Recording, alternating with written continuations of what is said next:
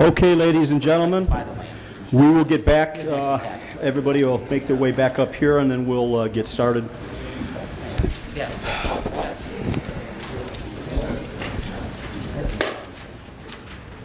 Just want to make sure everybody's.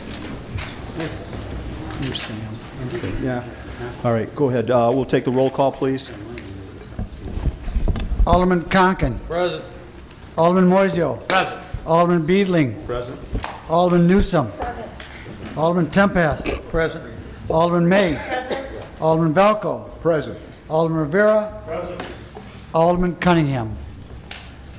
We'll seat him when he's here, but we'll seat him when he comes back in. All right, could everybody please rise for a moment of silence? And let's all keep in mind all of the people down in Southern Illinois, Indiana, Mississippi, Alabama, all of these places that literally were here 2 weeks ago, thriving, happy communities. They're not there anymore. Let's keep those people in mind, because we have never experienced anything like that. So let's keep them in mind as we have this moment of silence.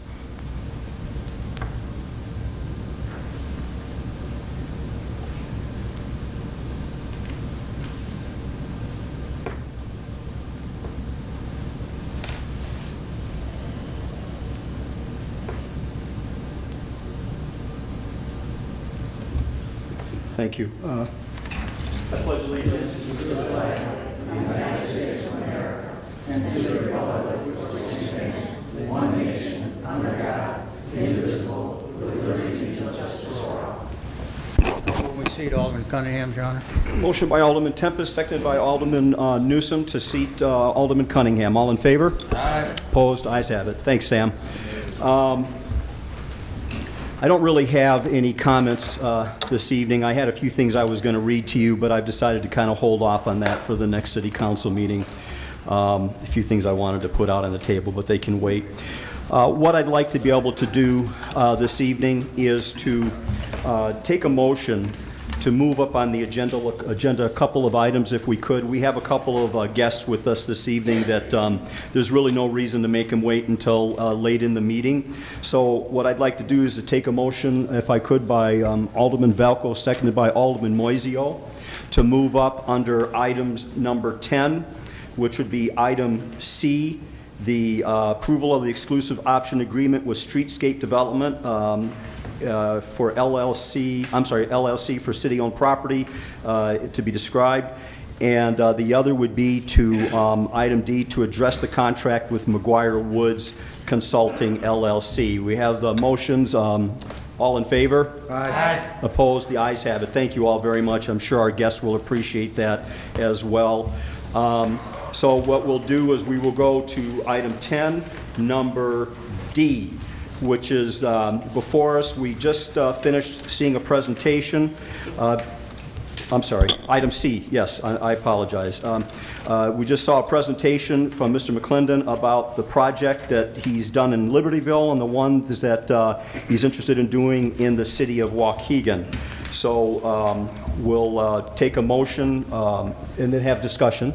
Make the motion by Alderman May, seconded by Alderman Beedling. And I'll open discussion. Do we have any questions or any comments? I think maybe we need to. I'm sorry. Do we need to explain what this agreement is, just so everybody Right. knows? Well, and do we have? Is Russ here? Yep. Yeah, Russ. Why don't you come out and give them the basics on what the agreement will be?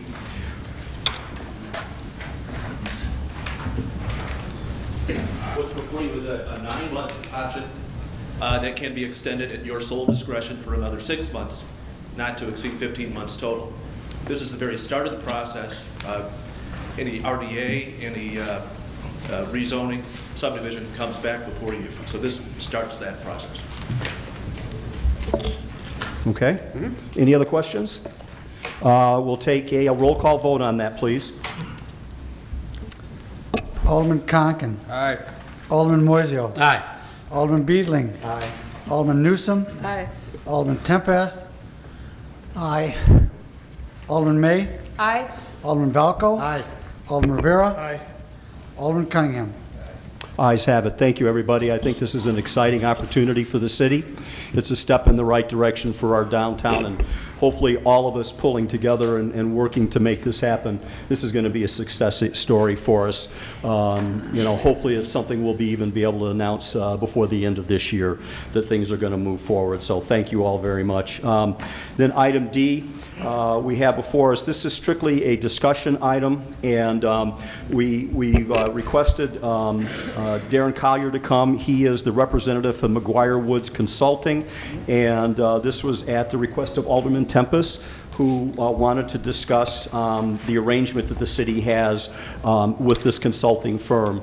So, you know, Darren, you may as well make your way up towards the field of battle, and that way, Alderman Tempest, and then you can be, you know, have the microphone as well to answer the questions. So, and I will, Alderman Tempest, I'm assuming you'd like to lead off. I'll be glad to, Your Honor. Number one, we have, city is in dire financial needs at this time. We entered into agreement for $8,000 a month for McGuire Woods Consulting Service. And I believe the contract said it could be canceled at any time. And basically, they were hired for the gambling interests in the beginning and later expanded into other areas to kind of keep it going. My idea, what I have, they also represent Des Plaines. And the Des Plaines City Council this week hired a third lobbyist to strengthen the city's voice and influence in Springfield on any new gambling expansion legislation. And they're spending $100,000 a year. And I just hear they're going to help us, but yet they're looking out for Des Plaines also. Kind of somewhat of a conflict of interest, I believe. At this time, $8,000 a month, if we can't have our state legislator, Terry Link, and our other state representatives, Rita Mayfield and whoever else, look out for our interests, well, I guess we got to get new legislators then. They can't look out for Waukegan. Why do I need to spend $8,000 a month for a lobbyist to go whisper in my legislative ears and kind of keep things going? I don't think we need this. I've been through this when we had lobbyists in Washington that came out there, fly back here at our expense and charge us for it, and they're helping us get this and that, and you know, pretty soon we did away. I think we had another lobbyist that we hired a few years ago that kind of went by the wayside. I would like to see this go by the wayside already. We've already, in the month of December, no expenses. I got to give them credit there. I did say plus expenses. They haven't charged any expenses yet. $8,000 each month. That was for December. So now we have January bill coming and February bill coming. That's another $8,800. That'd be $24,000 spent already. You know, I need police. I need police out there. I'm not worried about a consultant. I need a body right here. I don't need a lobbyist in Springfield doing this. To me, you know, it's just not the way I want to spend the money. And gentlemen, you better wake up. I had a house on Corey Avenue just went. Tax sale, $24,000 for a house that was worth $200,000. Need some repair, yes, but I still got houses going under. What's this going to do to our assessed valuation? We better start worrying how we spend every dollar. Every dollar. And I am concerned. I'm serious. I've been concerned for a long time, but I am concerned. Our staff is being shrunk down to, well, they're working hard to do the job, and somehow through the mayor, they're keeping the city going. But we are at bare bones as far as I can see, Mayor. And I just can't see spending this kind of money at this time for this service. And I would like to see it end, and it was on a month-to-month basis when we started it, and I will be voting every time the bill run comes up. I will be voting no, and I'd ask 4 other aldermen to vote no so we can void this contract. And that's my discussion this evening, Your Honor. Thank you. Thank you, Alderman. Do we have any other comments, any questions or comments by any of the other aldermen? Yes, Well, I'd like to make a comment. First of all, when you say the senator he is there for us. There's no question about it. But the senator also gets thousands and thousands of bills that he has to look at. How many here in the city of Waukegan, for the city of Waukegan? That's something that I'd like to find out, how many we have, how many bills we have here for the city of Waukegan. Now, Rockford just, they've been very successful with their lobbyists in requesting and getting state grants. When was the last time the city of Waukegan, before this gentleman came in, and hopefully, you know, we can still be successful with this company that we have in getting, securing any grants that are going to affect the city of Waukegan.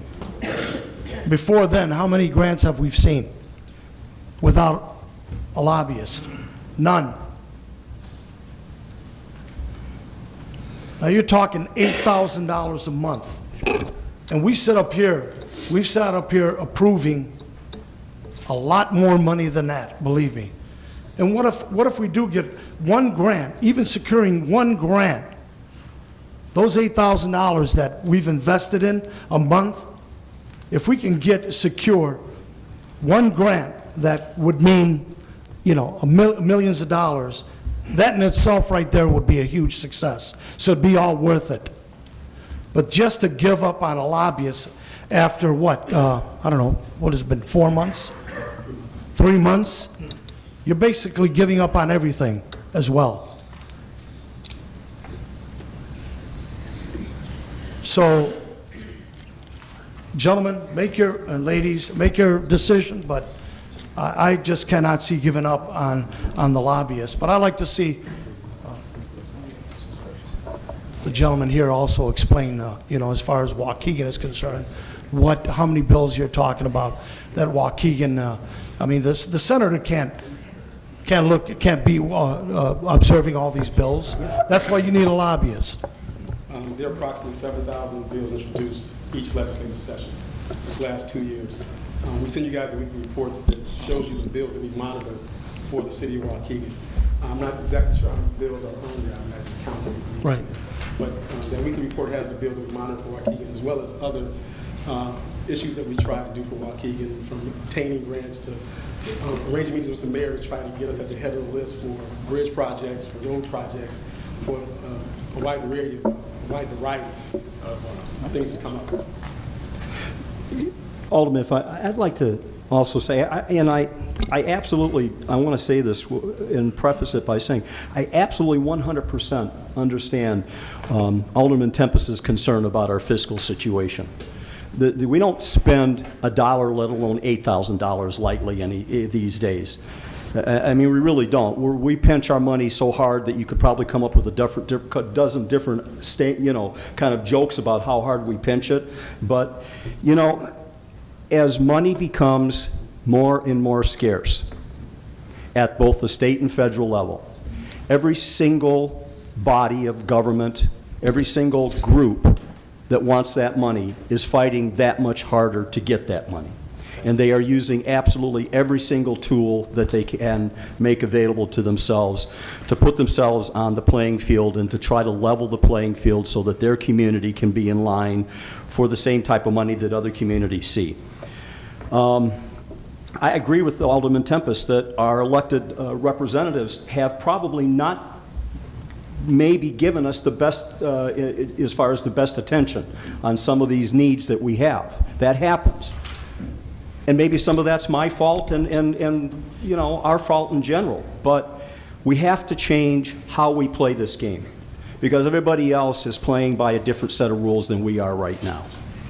And if we're going to sit back and allow everybody else to go out there and use the new rules to get what they think they need for roads, for fire, for police, for public works, then we better be out there playing by the same rules and using the same tools, or we are going to get left behind. This is a cutthroat business. It's cold-blooded. I got to tell you that Carbondale doesn't care if Waukegan gets a grant as long as they get theirs. That's how it works. And so we have to be willing to go out and bruise our knuckles, and use whatever tools we have to.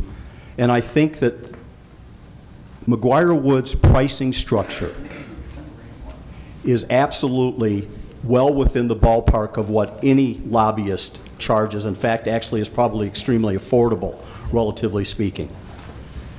So I don't think we're being taken advantage of.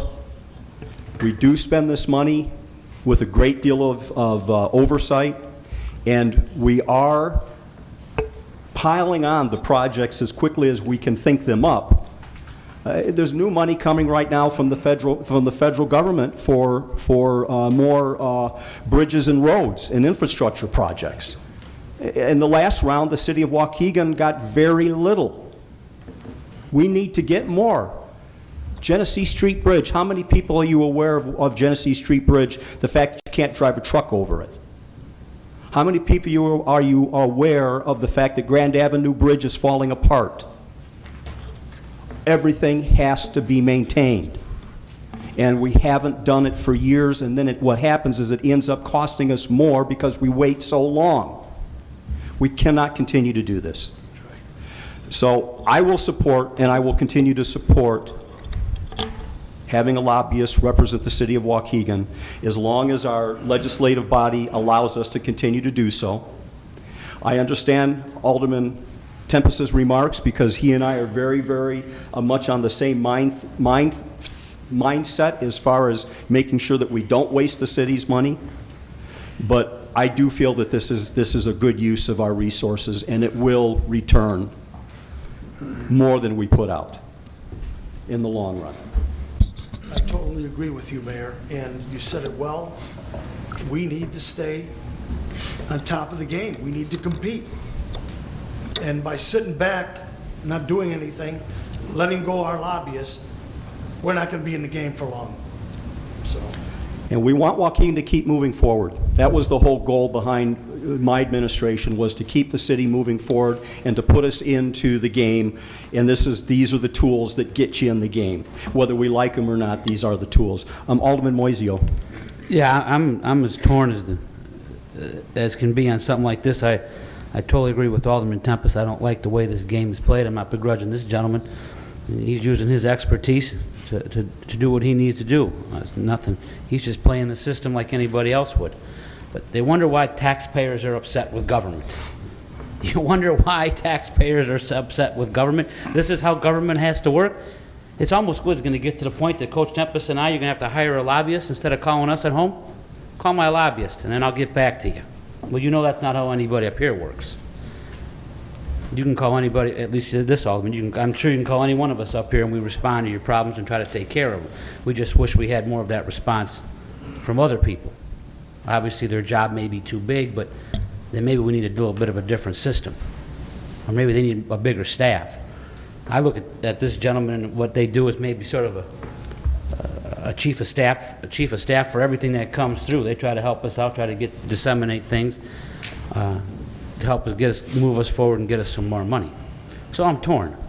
I mean, on one hand, they help us out and get us more money. On the other hand, as a taxpayer, we're paying money for something that someone that's elected should be doing. That's their job. They're supposed to represent the people. They're supposed to fight for the people in their district. Nobody needs more help than the Waukegan area in that Senate district. We need help.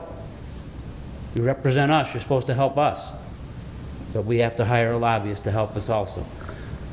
And like the mayor said, it's the game that's played. I don't like the game, but if it's the tools that help us get something, sometimes you have to. But then, you know, again, you wonder why the taxpayers in this state, in this country, are so mistrusting of the government and wonder what the heck we're doing sometimes when you have to do things this way. And again, I don't blame this gentleman. He's trying to make a living, trying to do what he needs to do. I understand that. But it really tears me up to have to do this. But if it gets us something that we need, sometimes you have to do it. That's it. Thank you, Alderman. Alderman Conkin, and then Alderman Beedling. Thank you. I do have a concern, and I'm sorry, I don't mean to be accusatory or to imply anything, but I realize that lobbying firm may be necessary for the things that we need to do. But when I read this article about you're working now for Des Plaines, as Des Plaines, they've already got a casino, and they have hired you to strengthen their voice and influence in Springfield on any new gambling expansion. It doesn't say that you're helping them to expand the gambling. So what I guess I'm wondering is if we have the right consulting firm here, because that makes it sound to me like you'd be working for us to get gambling in a casino here, and you'd be working against us in the interest of the city of Des Plaines, because if I was the city of Des Plaines, I wouldn't want another casino in the area because it would cut into my revenues. So like I say, I don't want to be accusatory, but it doesn't tell me anything, and I'm just wondering whether we should get a different consulting firm or not. Would you mind if I address the... Would you please? newspaper article? That article didn't tell you, first of all, Des Plaines isn't paying us $100,000. Des Plaines hired 3 other lobbying firms along with our firm. Our firm is working on a very small issue for Des Plaines that doesn't have to do with gambling. Okay. So, so. Well, that helps. Thank you. I appreciate it. Okay. Thank you, Alderman Conklin. Alderman Cunningham, did I see your hand up? Yes, sir.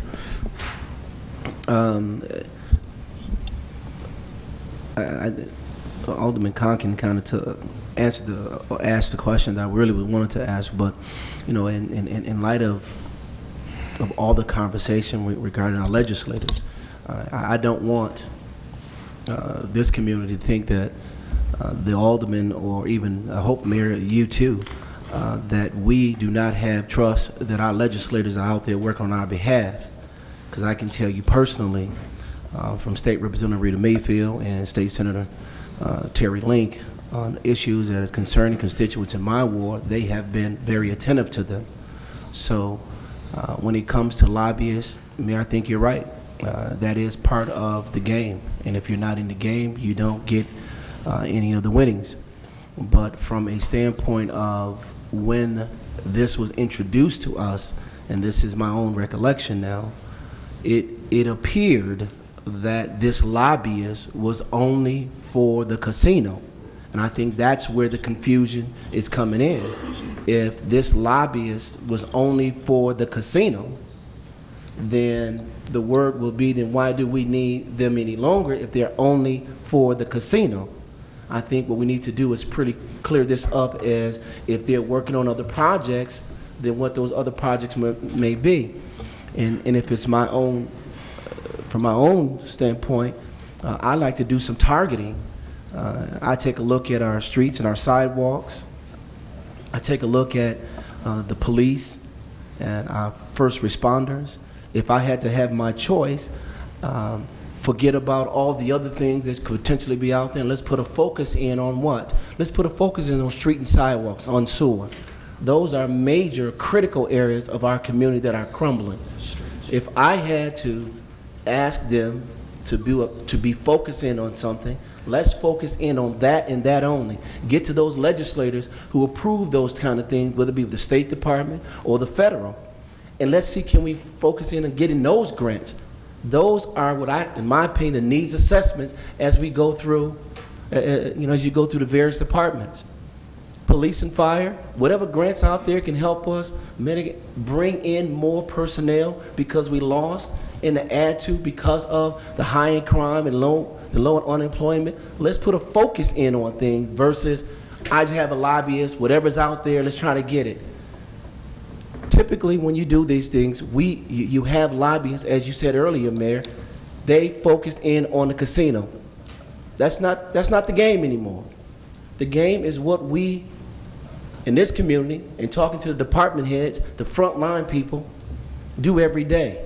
They need monies for that. And I think there's big dollars out there when it comes to improving our streets and sidewalks, even our water department. There has to be money that's out there can bring us in where we don't have to use taxpayers' dollars. We can use some of those grants or partnering with other agencies to bring in dollars to offset some of the costs for us. So that's kind of where I'm looking at now, Mayor, and thank you for that. Well, and what I love about that is the fact that from the first day that we sat down with Darren, and I mean from the first moment that we sat down with him, I really put it on the table that he was going to be employed, obviously, the casino is what started all of this, but that I was going to be expecting that this was going to be a 360-degree effort. And we have always been talking about, whether it's state grants, federal grants, whatever it might end up being. Infrastructure has been really basically our number one thing, since we just haven't gotten the money to do the work we'd like to do. But it is definitely what our conversations have been. And we're focusing on, and that's why I mentioned about the bridges and the roads, our sidewalks, obviously, they need repair. There's, you know, maybe we get projects funded and it frees up more money for sidewalks, but there are a lot of different types of grants out there. And, you know, I would also like to add something too about our representatives. One of the things that we're doing here is that we're also providing them with some assistance too, because Darren helps them, and the firm helps them tie more votes together, helps them to bring people to the table who want to understand how they can do a little horse trading and get what they want, and Waukegan gets what it wants. And that is the game. We all know that. So from the very moment, it has always been on the table in the discussion that, yes, there's going to be more to this than just the casino. The casino was the hot button, you know, really go at it real hard, spend a whole lot of time initially getting that dealt with, but we were always going to move on to working on other issues very quickly. And Alderman Cunningham, to your point, I totally get your point, but there needs to be an assessment done. We've met with almost every agency head in Waukegan since we've been hired to try and find out what the needs of Waukegan, of what the city is. We've met with them. We've taken down what they've said. We're trying to compile a list of what's doable, what's not doable, what's doable short term, what's doable long term. Try to bring back a document so you guys can see this is what the city's assessed needs are, and this is the direction that we think you should go. So from December on, I think we've been out here at least 7 or 8 times to meet with different agency heads to have those discussions. And as far as the casino goes, I know that Senator Link came to speak. There were things that he talked about as far as what could be done for Waukegan, as far as revenue sharing issues that may come up. Those things still need to be put into statute as the bill goes forward, for whatever bill goes forward. So, you know, although the casino issue may be off the table on one hand, there still needs to be some follow-up to make sure that Waukegan's interests are protected as we go forward with that. Alderman Beedling. Thanks, Alderman Cunningham. Speaking only as a resident of the 4th Ward, I wish I had a lobbyist that would compel our state to do some reasonable workman's compensation reform that would make us competitive with our neighboring states, reform Medicaid. I don't like the game. I think we give away too much. You know, lobbying for funds from here, I don't want to take any money from anyone else. I wish they would just cut their size, cut out the nonsense, and let us keep our money for a change instead of sending it there and then they decide how much everybody gets back.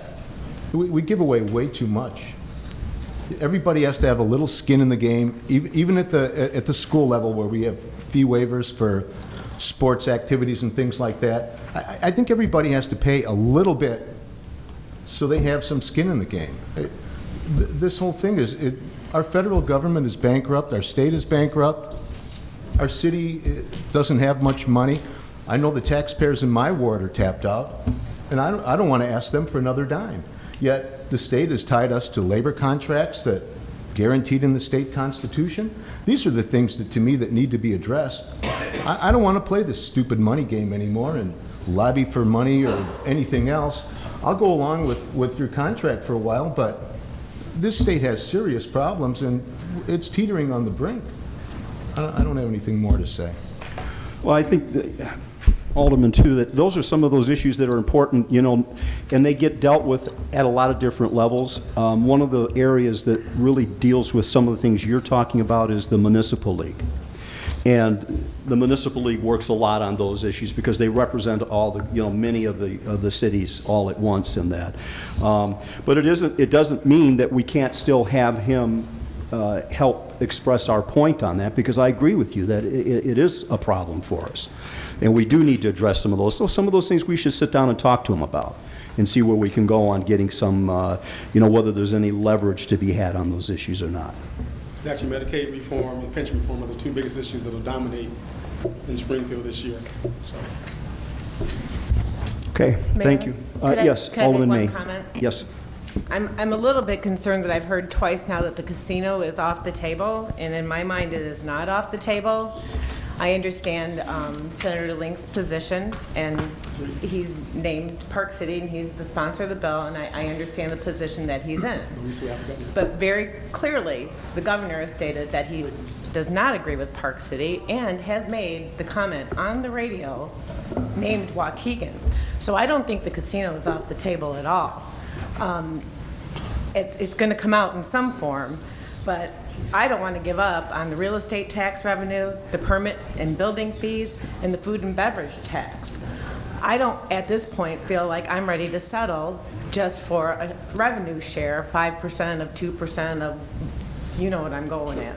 So I certainly don't think the casino issue is off the table, and I hope you don't either. No, it's a very fluid argument right now. The casino issue right now, actually, Leader Link and Leader Lang are very frustrated because the bill that they passed is dead, and they right now the sides can't come up with anything that's even resembling a bill that they can actually pass. So we don't know right now what it will look like. So it's a very fluid conversation right now. You just have no idea where it is, which actually bodes well for us because you just don't know. The governor has laid out his parameters. Waukegan is included in the governor's parameters. So Right, I want to still push for Waukegan. Thank you. That's good. All right. Thank you. Yes, Alderman Tempest? Thank you. I understand from what I read that a gambling expansion probably won't be for 3 or 4 more years. And so that bill will be dead then, am I correct? It's going to be dead. They have to start over. right now there is no bill. They basically start over right now. Okay, then, thank you, clarifying that. Your firm on January the 19th, the Des Plaines City Council hired a third lobbyist to strengthen the city's voice and influence in Springfield on any new gambling expansion legislation. So that is dead, but you've just been hired by Des Plaines to try to stop any expansion or new bill. But you're working for them, and yet you're hired by Waukegan to try to help us on a vote. Sir, I'm going to say you are in conflict of interest. And I would ask my corporation counsel to rule on that. Because how can you be representing Des Plaines and representing Waukegan when it says, I'll read it one more time, real slow so the public can hear it, the Des Plaines City Council District hired a third lobbyist to strengthen the city's voice and influence in Springfield on any new gambling expansion legislation, officials said. Wow. Hired by Waukegan to try to get it going. It's dead. It's out of the way. Got to have new legislation now. But you were hired by Des Plaines to stop any new stuff. Wow. You got hands in both pockets. We also represent Rockford, where Rockford wants a casino as well. Oh, you got Rockford too. We got Rockford too. Rockford wants a casino as well. As I said earlier, we have a very narrow contract with the city of Des Plaines. I had more than one lobbyist, and we're not representing Des Plaines on the idea of expanding the casino. I made my point. Yeah. Well, thank you. And those were the issues that we were aware of in the initial discussions of all of this. And it is something that I trust in the ability of this firm to differentiate between our interests and the interests of the city of Des Plaines, and I trust that they will carry them forward. If we feel that they're not, then we move from that. So, seeing no further questions? I would, if I may, in conclusion, so they brought it up, Your Honor. I see my position is I'm going to vote no on this $8,000 every time the bill run comes up. And when we get up to 5 votes, I guess we can end it because I agree. I believe the original document you gave us was on a monthly basis, and we could void the contract at any time. We weren't happy. Now, if you got a different contract, written and signed that I'm not aware of, I sure would like to know. But I believe it was $8,000 per month, which can be canceled at any time. Am I correct in that? You turn in by either side, 30 days notice. 30 days from either side. Either side. Well, maybe you should cancel because I think you're in conflict. Thank you, Your Honor. I made my Okay. point. Thank you, Alderman Tempest. Thank you, Darren. Appreciate your time and appreciate your straightforwardness and candor. And as I said before, I think he's a good teammate to have in the game. There's more involved in here than just the gaming, so let's see how this plays out. Let's give it a little time. All right, next up we have audience time. First up is Mr. George Bridges.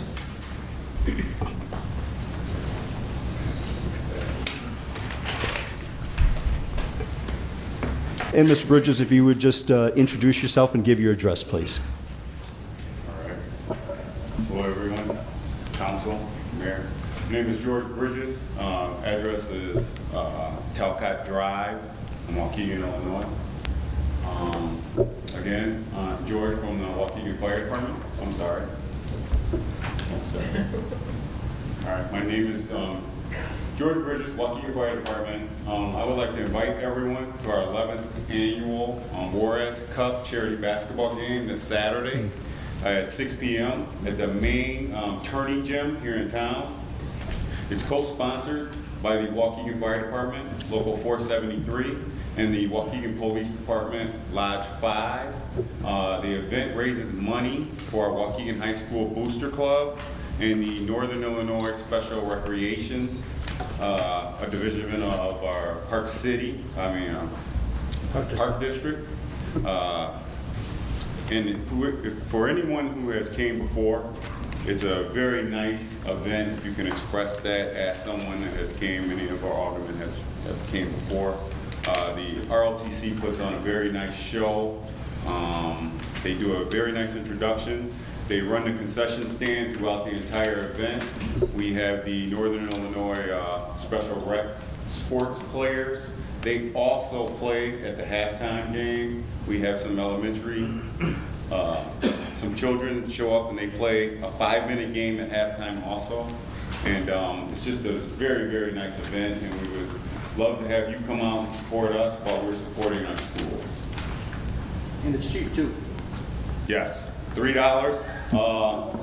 Actually, there's flyers. Motley put flyers up outside already, so I brought some just in case, but we already have some. But it's $3 for everyone. Please,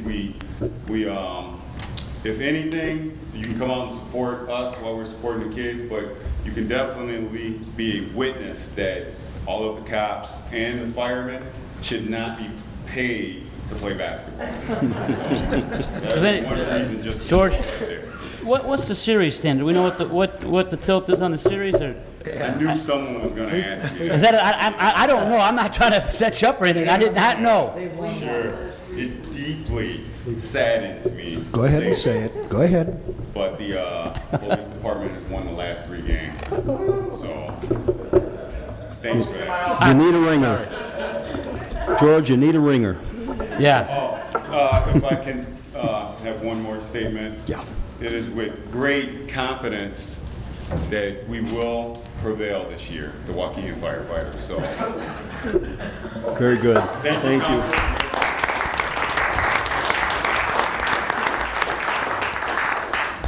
And he is right. It's a lot of fun, especially at the halftime when you get to see these special needs athletes that get out and play, and they just have the best time of their lives. It really is a lot of fun. So we appreciate what they're doing. Next is Connie Trujillo. Connie, if you'd like to come up to the microphone, please. And then just do me a favor and introduce yourself and give us your address. My name is Connie Trujillo. I live at 10 North Sheridan Road. I came with this time.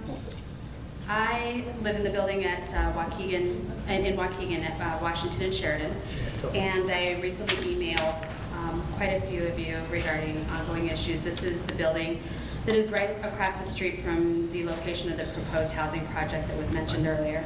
So just wanted to mention that. With so many questions and concerns, I wanted to look at things from the city's point of view this time. And so I said, Mr. Hugh, what do you want the city to do? Well, I'm glad you asked. First of all, in regards to all the issues, I don't know, I mean, I could sit here for months, Sundays and go over all the issues, but I'm sure that most of you are aware of what's going on.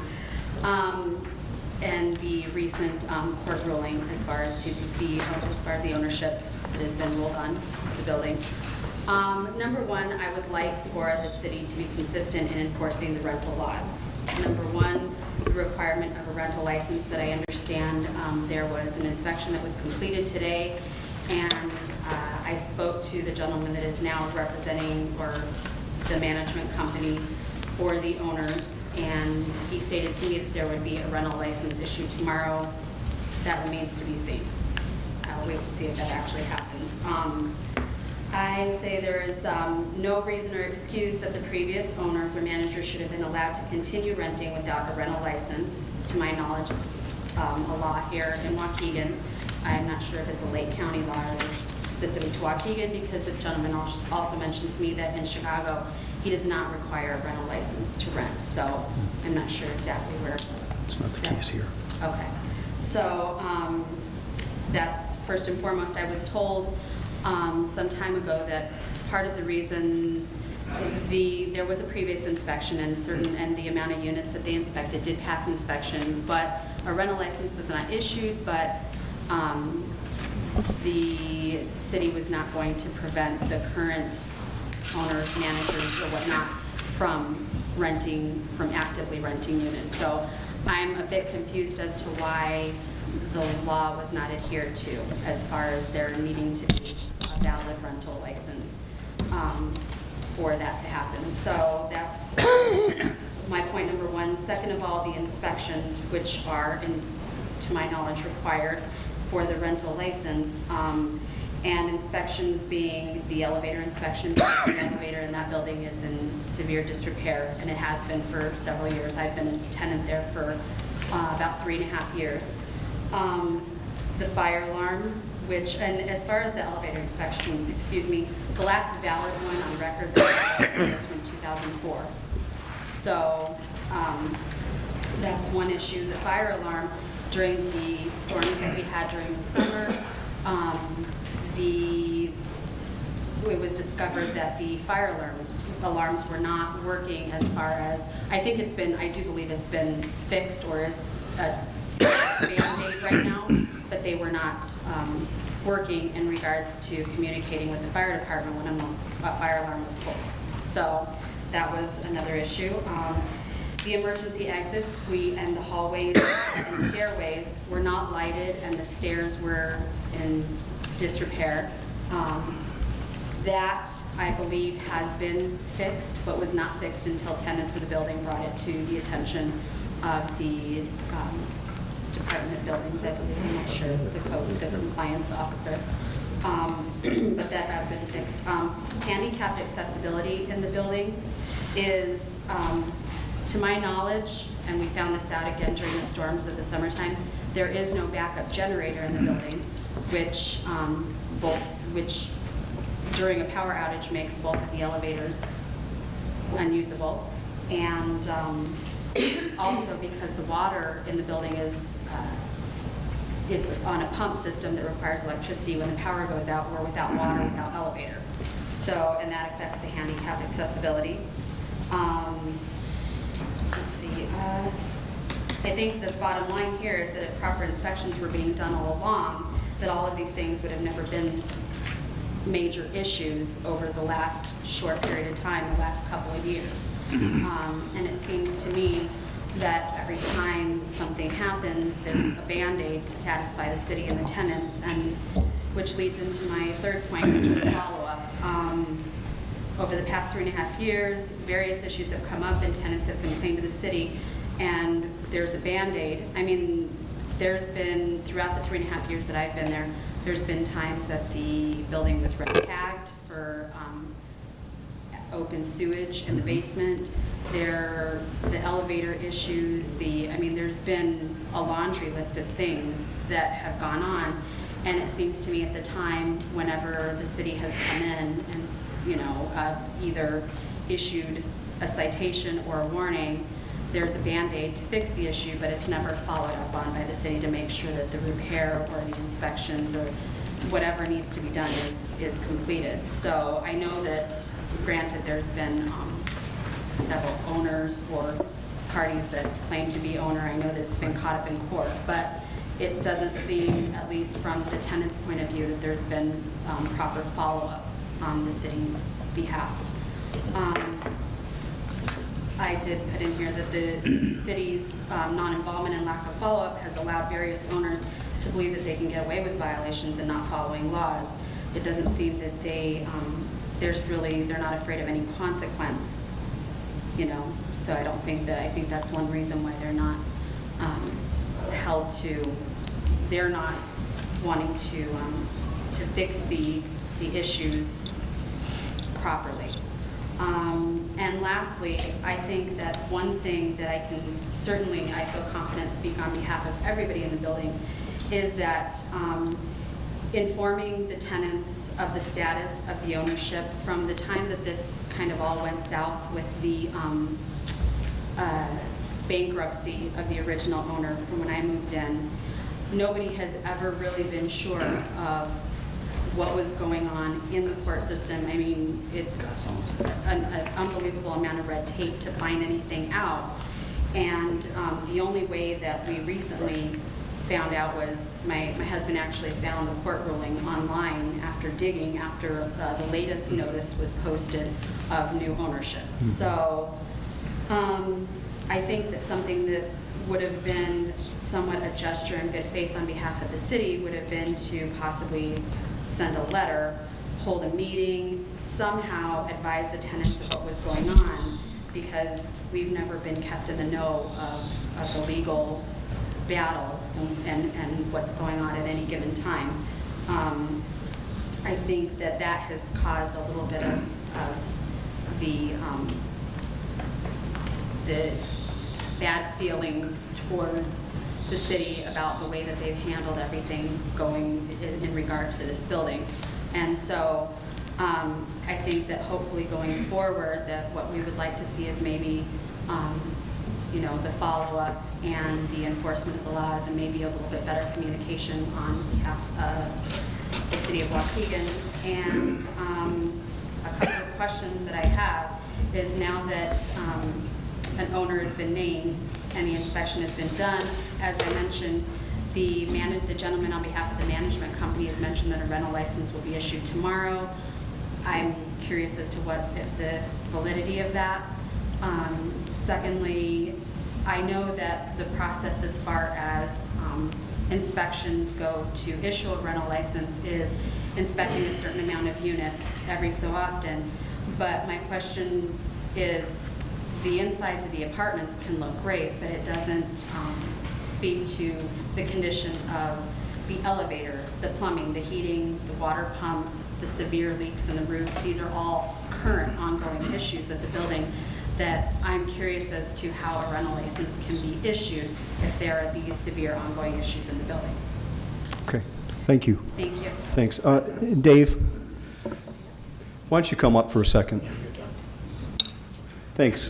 Yeah, if you take your seat, please. Thank you very much. We appreciate it. Yeah, and this has been a struggle for us. This building has never been off our radar, but it has been very difficult to get a resolution to what's going on. And I agree with you, it's been very frustrating. There have been a couple times when I've been down there and yelling and shouting and angry because when the power was out, saying that get it fixed or I'm pulling your license and do something about it. It is difficult to deal with a series of landlords, one after another. Nobody that you're really sure that actually has ownership of a building. There are certain things, one of the things though, and I'll get to Dave, is this informing tenants of ownership. Now the city doesn't necessarily find out immediately on the ownership of the building while things are in court.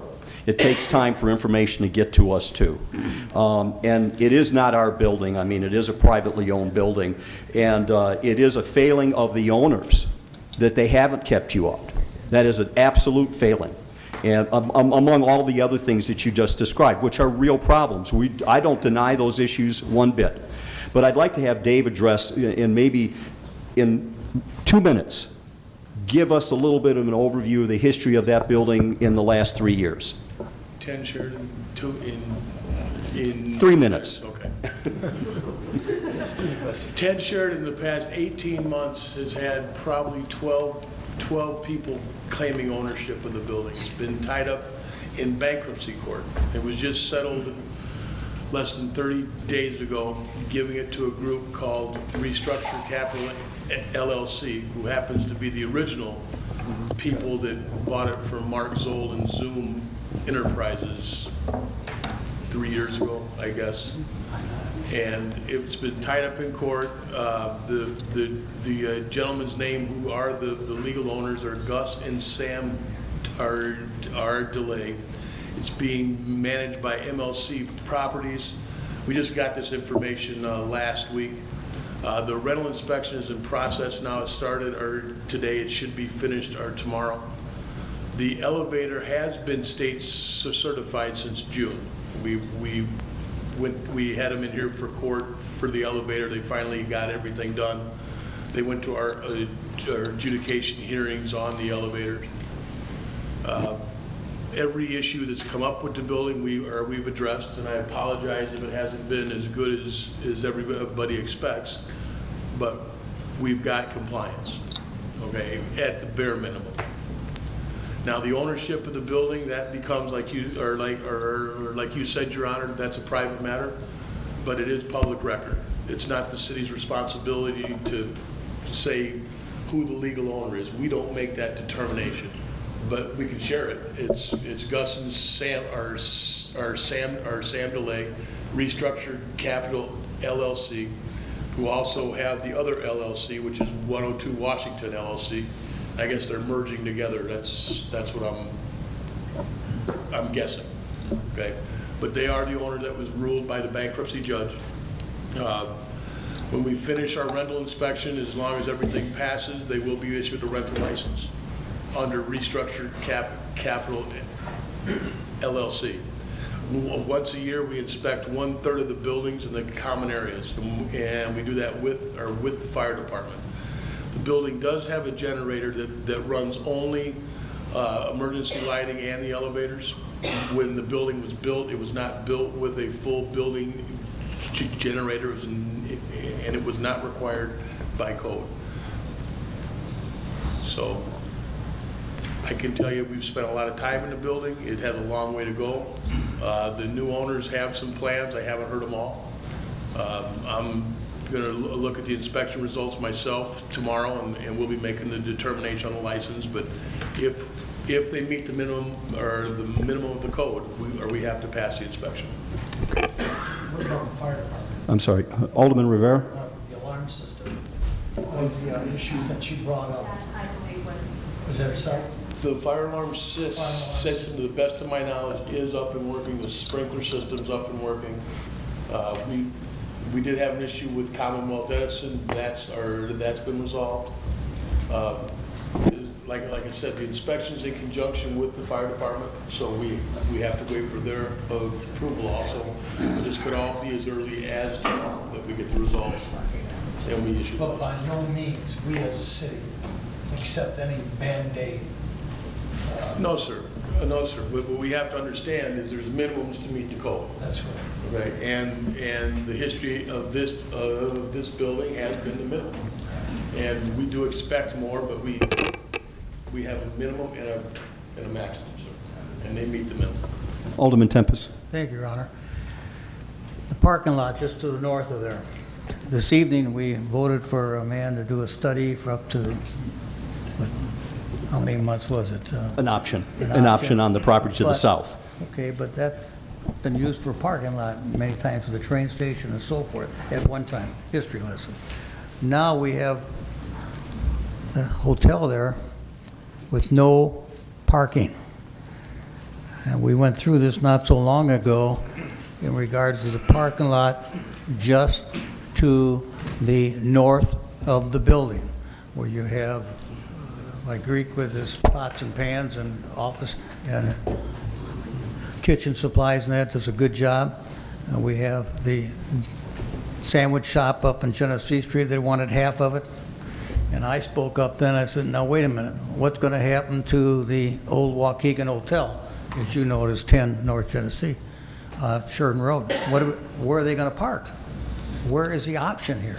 We're going to put some spots aside for them too, to purchase or to rent? And one time, my clerk Motley tells me that they weren't paying my rental for the parking spaces. Do we have that resolved? Do they have a place to park? Here we have a building, a high-rise with apartments, and the good old fathers of the city, not your fault, Mayor, let them build this, and they're going to rent parking spaces without a long-term commitment. We gave them a commitment with the parking lot, and then they didn't pay for them. So now where do these folks park? I went over the other day, and it says parking by permit only, and I don't have a permit. There's no meters for me to park, but the place was empty with one car parked there.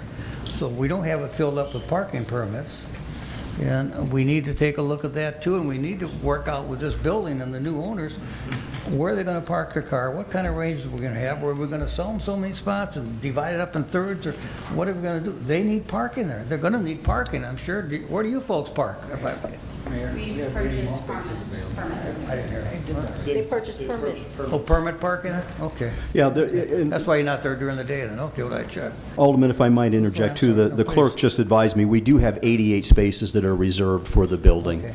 Where? We were told otherwise. Yeah, they're in that parking garage that's, They're available for rent. they're available In the for garage? rent. In the garage? In the garage. Okay, wonderful. Okay, good. As long as we keep that, we're not going to sell it to Lake County, then we're going to keep those reserved. Well, even if we were to move the property, we still would have a contract that would be able to allow that Good. to remain. We got that fair. We need to think about it. Yeah, I agree. I mean, I'm not. That was always the question about that building. Yes, yes. Absolutely. Your Honor. Thank you very much. Thank you very much, Dave. We appreciate it. Dave? Yes. I'm sorry, one question. Dave, you're talking about the generator. I know what you said the generator was not part of code then. Correct. Because of the history that we've had with it, is it feasible that we can make that an option to bring it up to code now for that generator, more importantly, because it operates so many things. The generator, right, is not part of the code where they don't have to have one in there? Is that? That's correct. What they have is one to run the elevator and emergency lighting, and that's all it does. In the past, what they've had to do is rent our emergency generators and use them outside. When we had the power outages, that was another scenario here where they had to go rent a generator to power the building. That's something I can look into if Can we make them bring that up to code? Now, it's all on the percentages that they spend on the construction, and we can look into that. okay, yeah, I think that'd be a much better option. Wow.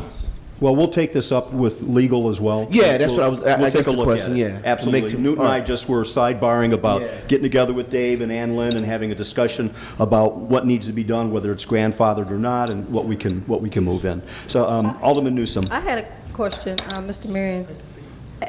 I know you had stated that they have to bring it up to a minimum in order to get their license. Do we have someone monitoring this to make sure that it's not just the bare minimum? At what point do they have to bring it up to where it's supposed to be? Are we allowing them a particular time frame to get this up to where it's supposed to be, not just the bare minimum? If they don't pass the inspection, we're talking about the rental aspect of this. There's no construction going on now. So we're talking about just the rental inspections now, right now. If the inspection does not fail, our process, or if it does fail, our process is the landlord has 30 days to make a correction. If he does not, if we go back and it's not done, then we have a process where we start the process of revoking his license. I know one of the owners had mentioned something about leaky roofs and things like that. Is that still going on? Or do they just put a Band-Aid on just to suffice for right now? At what point does all these repairs have to be done correctly? If there's a leaking roof, I have not been aware of that. There's a Every time it rains, guys have kind of been in the building long term. Every time it rains, he's up on the 11th or 12th floor putting buckets and trying to handle the leaking situation so that it doesn't come into the residential units. Okay, And- that's something and- we can look into, it's something we weren't aware of. And do we have someone to follow up after they get their rental license? Do we have someone to follow up other than just going in to make this inspection once a year? Do we have someone in the city that can follow up and make sure there's no more leaky roofs? There's there's handicap accessibility. The emergency stairwells are lit like they're supposed to be. Is there anybody to follow up on that? We To make respond sure that by they're not complaints. coming back next month saying, okay, they got their rental license, now that they're not doing anything else. Right. Ma'am, if I had a person to put in every building, I would. After the rental license is done, we're on a complaint basis system.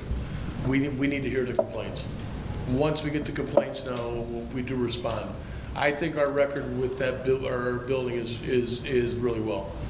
So yes, there definitely is. When there's been the major power outages, when Commonwealth Edison was going to shut the power off in the building, myself and the alderman were down there. I mean, we're involved. Yes, there is a mechanism, but we have to know about it. Mr. Mayor. Yes, Alderman Beedling. I had a conversation with a gentleman named Jim O'Laughlin. His daughter was one of the unit owners in the building, and they are in the process, I believe, of filing a suit to get a homeowners or a condo owners association going in there. That's where the responsibility lies. The city can't be responsible for all the problems in that building, and generally, condos association, you have some role in ownership. I believe there's laws that protect. If you have an association, a legal association, then you can go after the building owner yourself. But the city, I mean, we do inspections. There's a limit to what we can do. Like Dave says, we can't put a person in every building. We just don't have, legally or otherwise, we don't have the money to do that. I mean, but we'll see what happens with this guy. His name's Jim O'Laughlin. If you'd like his email, you can contact me later. I have it on my contact list on my computer at home. And if you'd like to speak to him, he is pretty knowledgeable on it, and according to him, he has a pretty good lawyer. We're only renters, so there's only a small percentage of the building that's ownership. Well, 7. Well, that makes it even more complex then. You've got a mix like that. yeah, you could still talk to him, and he spent about an hour over in the city clerk's office here, and we had a good conversation with him. Yeah. And I think that will go a long way if he prevails in court to solving a lot of the problems over there. Yeah. Thank you. Good. Okay, thank you. Thank you.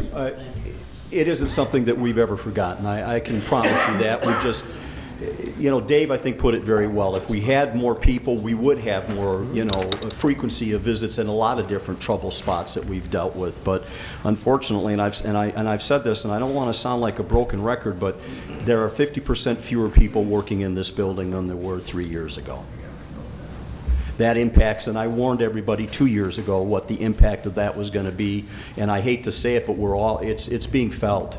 And it's frustrating for me because when I go down there and I get a phone call and I talked to the owner last year during the power outages, oh, I'm going to take care of everything, don't worry, and then you get the runaround, you get tired of it. And I agree with you. You do get tired of it.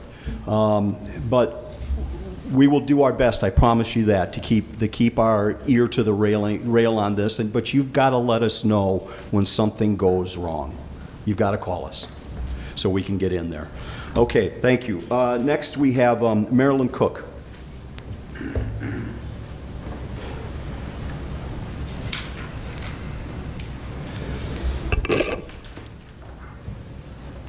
Marilyn, if you could just introduce yourself and give us your address, please. It's actually Marilyn Cook from 2711 North Evergreen Avenue. And Shane Cook's mother, the wrestler. And Patrick and Ryan. Three sons that went through Waukegan Public Schools, and I am a recently retired District 60 teacher, so I'm usually used to speaking before the school board meetings, but this is my first time to speak before a council meeting. Mr. Mayor, members of the council, thank you for letting me speak. I've addressed a letter to Chief Great House of the Police Department, and I just felt that it would be fitting if I could read it publicly. Dear Chief Greathouse, I wish to write a letter of commendation regarding the law enforcement department in the city of Waukegan. Having been a victim of the recent rash of robberies on the city's near north side, my home was targeted and burglarized. It goes without saying that this was an extreme act which violated one's general safety and comfort zone. You would be proud to know how quickly the officers responded, as well as handling this crisis with understanding, compassion, and professionalism. The officers involved in my case were Officer Adriana Cancino, Officer Constantine Zavaras, Officer Dan Van Hoogen, Detective Brian Hawbaker, and Sergeant Mark Jackson. Upon arriving at my home that evening, Officers Cancino and Zavaras went about procedures and protocol with attention to detail as well as finesse. In the proceedings afterward, Detective Hawbaker and Sergeant Jackson demonstrated excellence toward their efforts within the investigative process, which can only translate a sense of reassurance to the victims who have been violated in such a manner. Having been a resident on Evergreen Avenue for close to 40 years, I have never witnessed such police presence in and around my neighborhood. I have observed the commitment and the dedication of Officer Van Hoogen, along with other police officers who have participated in their tireless efforts to help solve this case.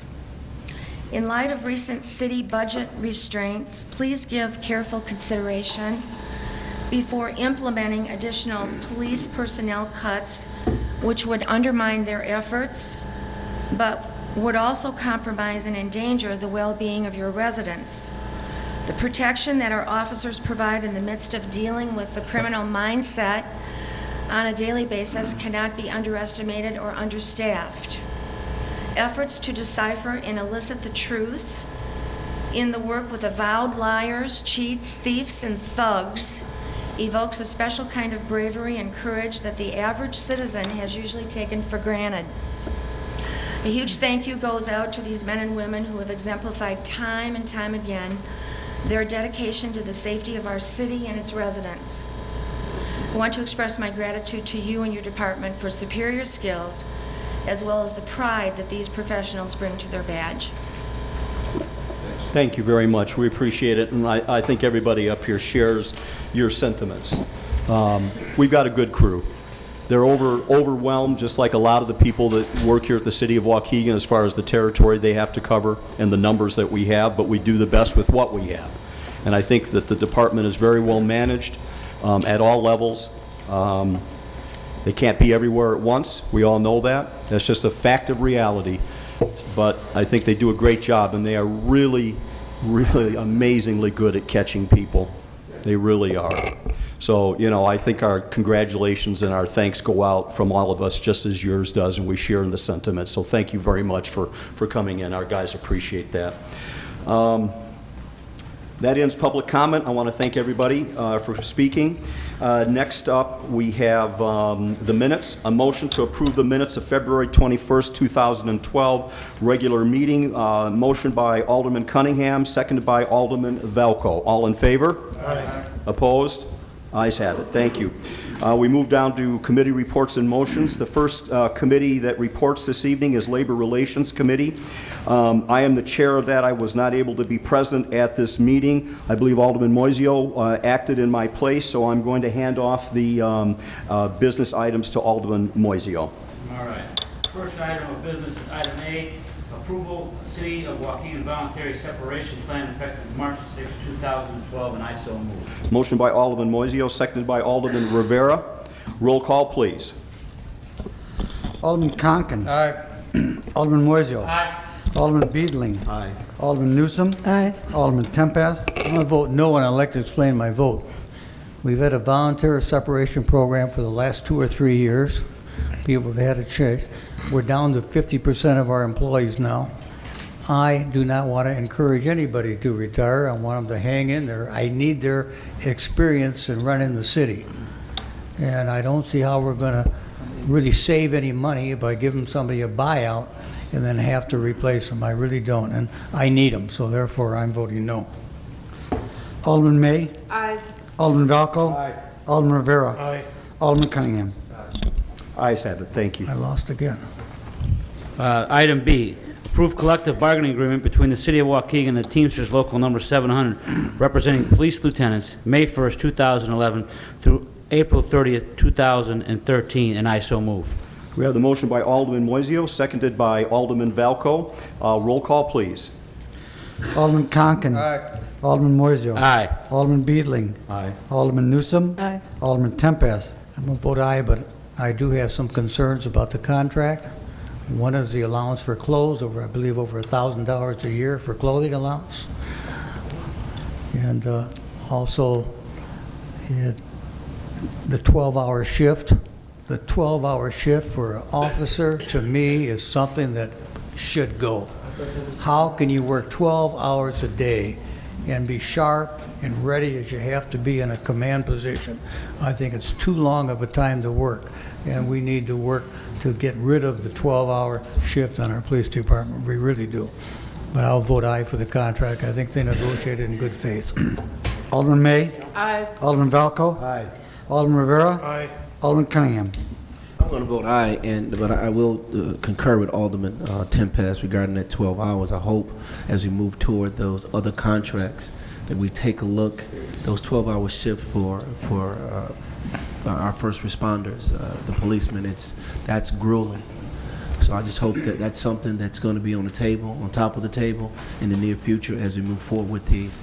With the patrolmen, is that right, Alderman Moiseo? That's where it has to start at first? Part of the problem with all of that, if Chief, correct me if I'm wrong, but part of the problem is if your largest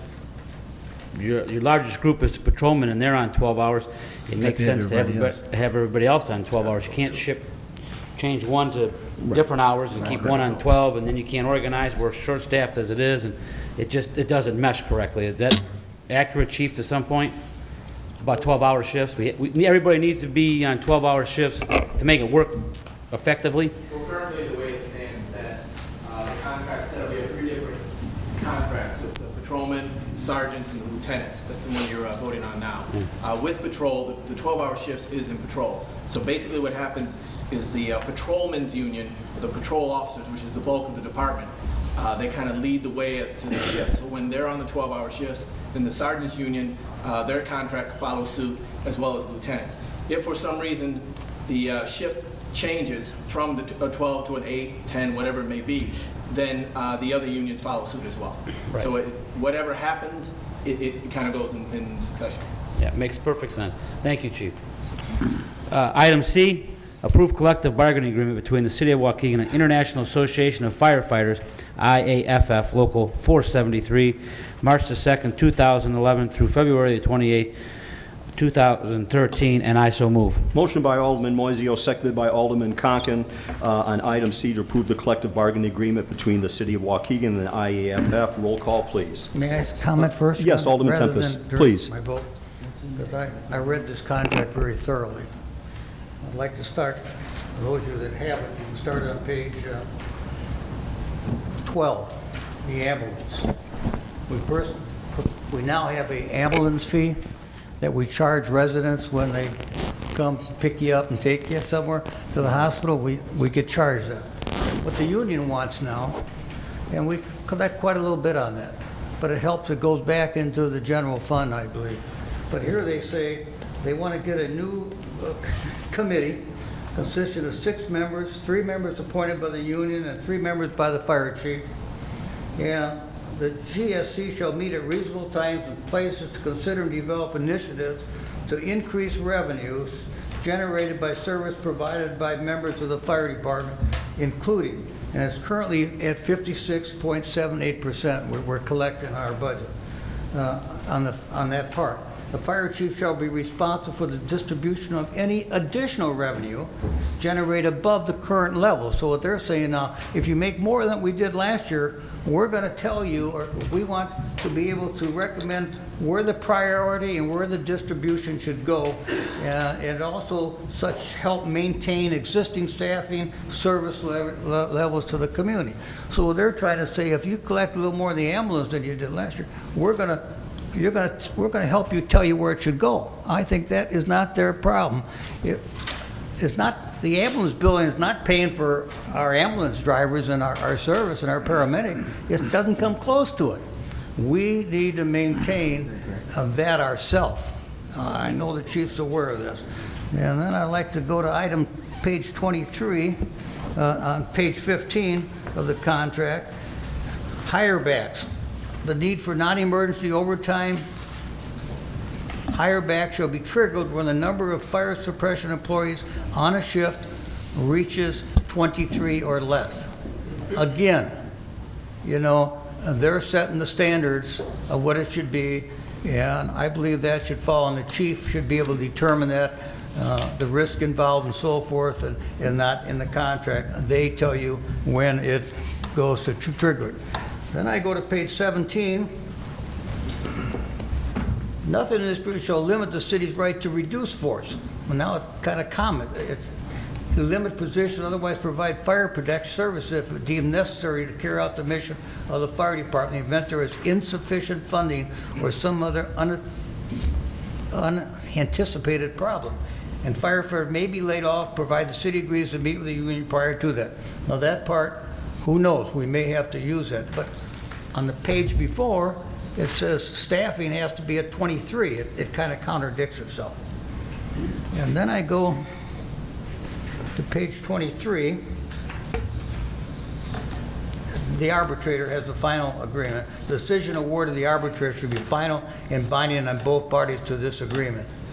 Well, I always thought state law said it comes back to the city council, and if the city council disagrees, it goes back to arbitration again. And I don't know if that's clear or not there. That's probably state law would take effect. And then I go to page 67.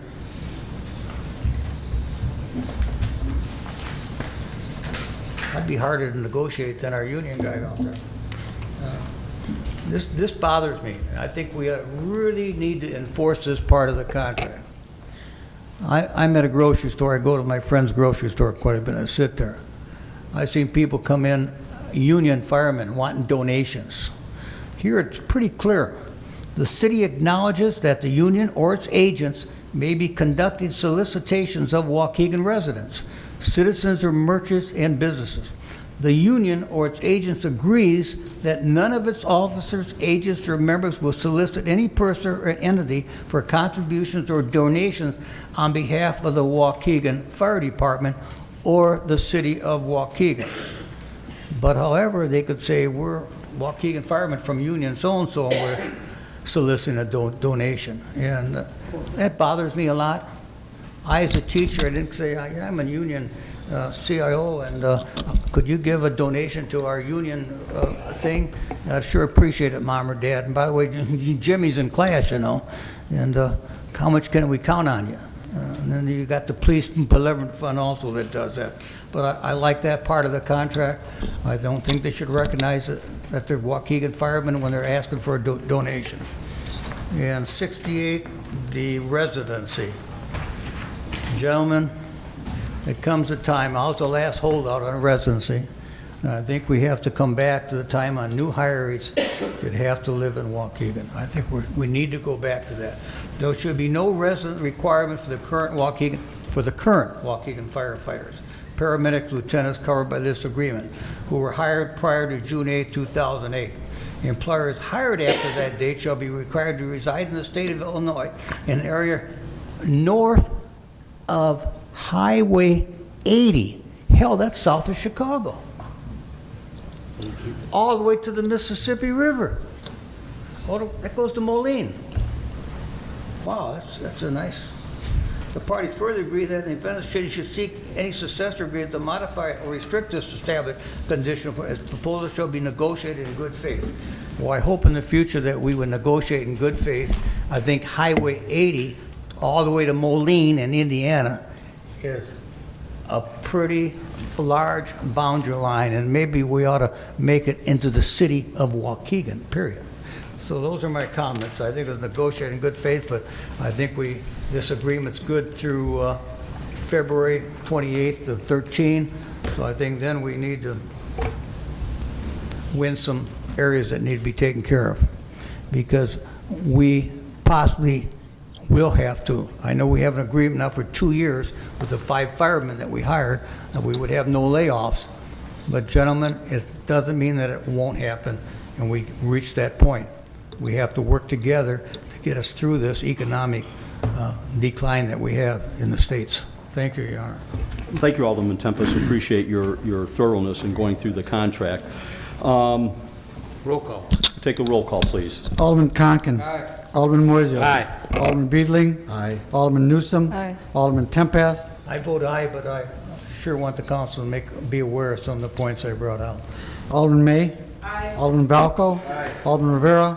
Aye. Alderman Cunningham. That is it. As you know, labor relations is always contentious. Oh, okay. Thank you. Thank you, Alderman Moiseo. And again, I appreciate your pinch hitting for me at the meeting. Anytime. A lot of important business was taken care of. Next, Alderman Newsom and Finance, please. Thank you, Your Honor. We have one item from Finance that did pass the Finance Committee. Somehow didn't get on the agenda last council meeting, but it's to authorize use of bond proceeds to fund the award of a contract to the following vendor: Curry Motors, Fleet, Harvey Communications, and Chicago Communications for the purchase and outfitting of public safety vehicle and equipment, specifically a fire department pickup truck with plow in the amount not to exceed $38,813.26. Budget code 307-1307-26392, and I so move. We have the motion by Alderman Newsom, seconded by Alderman Conken. Roll call, please. Alderman Conken. Aye. Alderman Moiseo. Aye. Alderman Beedling. No. Alderman Newsom. Aye. Alderman Tempest. No. Alderman May. Aye. Alderman Valco. Aye. Alderman Rivera. Aye. Alderman Cunningham. Ayes have it. Thank you. That's all, Your Honor. That's it for Finance? Thank you Yes. very much for, again, all the hard work that the committee puts in. Next is Alderman May, Judiciary Committee, please. Thank you, Mayor. First on the agenda, the Judiciary Committee recommends to approve the ordinance as presented, amending the Illinois Plumbing Code, and to allow PVC piping, and I so move. We have the motion by Alderman May, seconded by Alderman Moiseo. Roll call, please. Alderman Conken. Aye. Alderman Moiseo. Aye. Alderman Beedling. Aye. Alderman Newsom. Aye. Alderman Tempest. Aye. Alderman May. Aye. Alderman Valco. Aye. Alderman Rivera. Aye. Alderman Cunningham. Ayes have it. Next item, the Judiciary Committee recommends to approve the Highway Authority Agreement and Addendum for property located at 2101 North Lewis Avenue, and I so move. Motion by Alderman May, seconded by Alderman Moiseo. Roll call, please. Alderman Conken. Aye. Alderman Moiseo. Aye. Alderman Beedling. Aye. Alderman Newsom. Aye. Alderman Tempest. Aye. Alderman May. Aye. Alderman Valco. Aye. Alderman Rivera. Aye. Alderman Cunningham. Ayes have it. Thank you. Our final item, the Judiciary Committee recommends to approve the ordinance as presented, the amendment to Section 21-137-13A to allow immobilization of vehicles on private property, and I so move. We have the motion by Alderman May, seconded by Alderman Conken. What does that mean? Well, okay. You want to explain it? Go ahead. No, you go. You go. You dealt with it in committee. Okay. Yeah. What does it mean by agreement? That's like, Well, that's, yeah. Alderman Conken, the amendment would allow the police department, with permission from the private property owner, say like Jewel parking lot, Okay. to go ahead and boot a vehicle that's on private property, but not without the approval of the property owner. Not necessarily, yeah, so if my car was up for booting, I wouldn't allow you on my property to boot my car. Correct. Yeah, it's focusing on a lot of the apartment buildings too. Go ahead. That's one of the areas where we've had a lot of the problems. Stores, so you're talking about stores, grocery Yes, stores? apartment buildings, and- yes. Okay. Things School, like could be that. school. Yeah. Thank you. Okay. Alderman Conken. Aye. Alderman Moiseo. Aye. Alderman Beedling. Aye. Alderman Newsom. Aye. Alderman Tempest. Alderman May. Aye. Alderman Valco. Aye. Alderman Rivera. Aye. Alderman Cunningham. No. Okay, the ayes have it. Thank you. I believe That's all. that concludes the business for Judiciary Committee. Thanks again for the work. Next up is Public Works Committee, Alderman Moiseo. We have two items that are just formalities. They were already voted on, I think, but Wayne has indicated to the town that we have to do them. So the first one is item A, adopt an ordinance authorizing the transfer of jurisdiction for a segment of York House Road from County of Lake to the City of Waukegan, and I so move. We have the motion by Alderman Moiseo, seconded by Alderman May. Roll call, please. Just to explain that, Your Honor, this was passed by ordinance as an agreement, and there were two attachments in the agreement. There were ordinances that we didn't pass, so we brought them back out to make sure they were passed. Therefore, the agreement becomes a binding agreement. So it's just formality. All right. Alderman Conken. Aye. Alderman Moiseo. Aye. Alderman Beedling. Aye. Alderman Newsom. Aye. Alderman Tempest. Aye. Alderman May. Aye. Alderman Valco. Aye. Alderman Rivera. Aye. Alderman Cunningham. Ayes have it. And item B, adopt an ordinance authorizing the transfer of jurisdiction for a segment of Lewis Avenue from the City of Waukegan to the County of Lake, and I so move. Motion by Alderman Moiseo, seconded by Alderman May. Roll call, please. Alderman Conken. Aye. Alderman Moiseo. Aye. Alderman Beedling. Aye. Alderman Newsom. Aye. Alderman Tempest. Aye. Alderman May. Aye. Alderman Valco. Aye. Alderman Rivera. Aye. Alderman Cunningham. Ayes have it. Thank you. That concludes the Your Honor? Public Works. Yes, Alderman Conken. Yeah, if I may, we had a Public Safety Committee met February 27th. I was just wondering why it didn't make this agenda. If anybody knew, could explain. I cannot answer that. Mr. Clerk. That was discussions when we met at a staff meeting. I was asked to hold that off the agenda because it was going to go through the Finance Committee for something. Tina, was that what it was?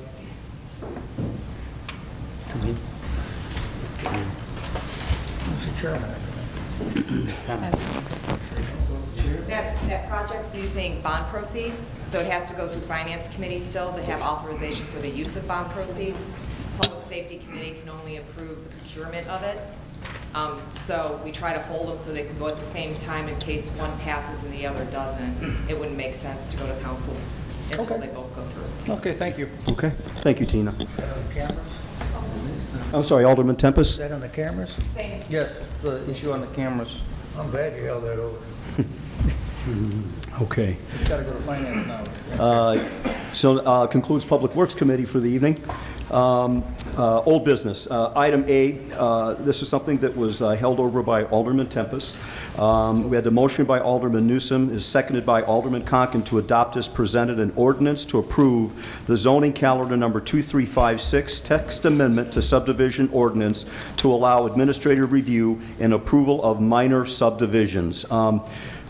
I guess we're going to need to take a vote on it this evening, so we're all set on that? I read it. Okay, good. So we'll have a roll call on that, please. Alderman Conken. Aye. Alderman Moiseo. Aye. Alderman Beedling. Aye. Alderman Newsom. Aye. Alderman Tempest. Aye. Alderman May. Aye. Alderman Valco. Aye. Alderman Rivera. Aye. Alderman Cunningham. Okay. The ayes have it. Thank you very much. Corporation Counsel is going to step out of the meeting to respond to a family situation, so we're just about done with the business. We do not have an executive session, so we will now go on to new business and recommended actions. Item A, approval of payroll dated February 22nd, 2012 in the amount of $1,257,505.40. Motion by Alderman Newsom, seconded by Alderman May. Roll call, please. Alderman Conken. Aye. Alderman Moiseo. Aye. Alderman Beedling. Aye. Alderman Newsom. Aye. Alderman Tempest. Aye. Alderman May. Aye. Alderman Valco. Aye. Alderman Rivera. Aye. Alderman Cunningham. Ayes have it. Thank you. Item B, approval of bills dated February 22nd, 2012. I didn't have a date on there, Wayne, so I'm winging it.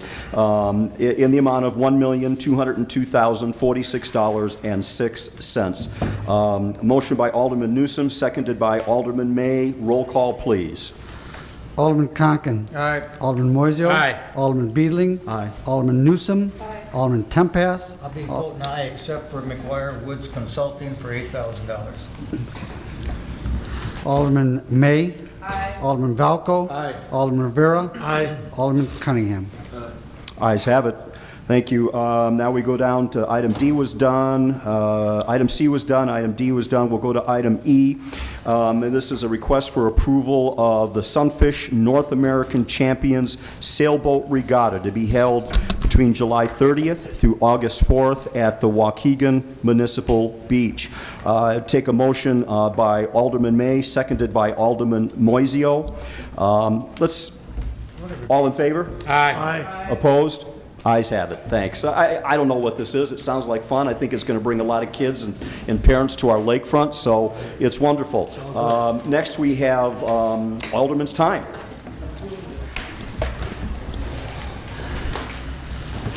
Alderman Conken. Thank you. I'd just like to mention that last Saturday I went to the Waukegan Booster Club auction. I want everybody to know I had a great time. They had a lot of items up for sale. I saw some of my fellow aldermen there. It was a good time. I hope they did real well. I hope we get to hear how well they did. Just a real nice event. I hope everybody goes to it next year and helps support the high school. And the second is I'd like to also put my support to the Juarez Cup. I'll be there Saturday night, and I want to see the firemen and the policemen play and see how well they do competing against each other. That's all I have. Thank you. Alderman Moiseo. I just have a couple of things. One, there is a Relay for Life fundraiser Saturday, March the 10th from 6 to midnight at Booner's Place. I think we all know that that's a heck of a cause. 100% of the money raised goes to the American Cancer Society Relay for Life. If you have any questions, you can contact Jane at 847-707-8464. I think everybody knows that that's a heck of a cause. Another thing, I don't know if we can do it, Corporation Council's left, but the public works meetings that we have last on the average of about 7 to 10 minutes. I would like to move them back to the Monday before a council meeting. I think it's not a very efficient use of time for staff and for myself to come down here. It takes me longer to come down here and go back home than to conduct the meeting. And in some ways, I forget what the heck we discussed a week, when we have a week gap in there. Mayor, I know the structure you tried to go to. I understand why we tried to do it. For my own self, maybe I'm being a little bit selfish, I like the old structure where we had the committee meetings before the council. It just helped me better. And if I'm going to be down here, I don't mind being down here for 6 or 8 hours. I don't like coming down here for 7 minutes, and I don't think it's a very effective use of time for the staff either. If we can do it, I'd like to try to make that happen. I don't know how the rest of the We put it in committee, Judiciary Committee. I think we talk about those things there. I don't even know if we even have to do it in Judiciary. We can just move. Alderman, why don't we discuss this and look at it, like kind of treat it on an agenda by agenda basis? Sure. I mean, that's fine too, because I think there are some committees that have a rather lengthy agenda, we know, but Public Works, we haven't had, we have 1 or 2 items, and I got an answer for you. I talked to Tom, and, we meet, and we come in here, the committee, and we've had, I think the longest one we had was probably 20. If that. Yeah. So Alderman, I'd like to just do that. all right, well, let's talk about it. Just real quick, Alderman. If I may Tempest give you an wanted to answer. comment?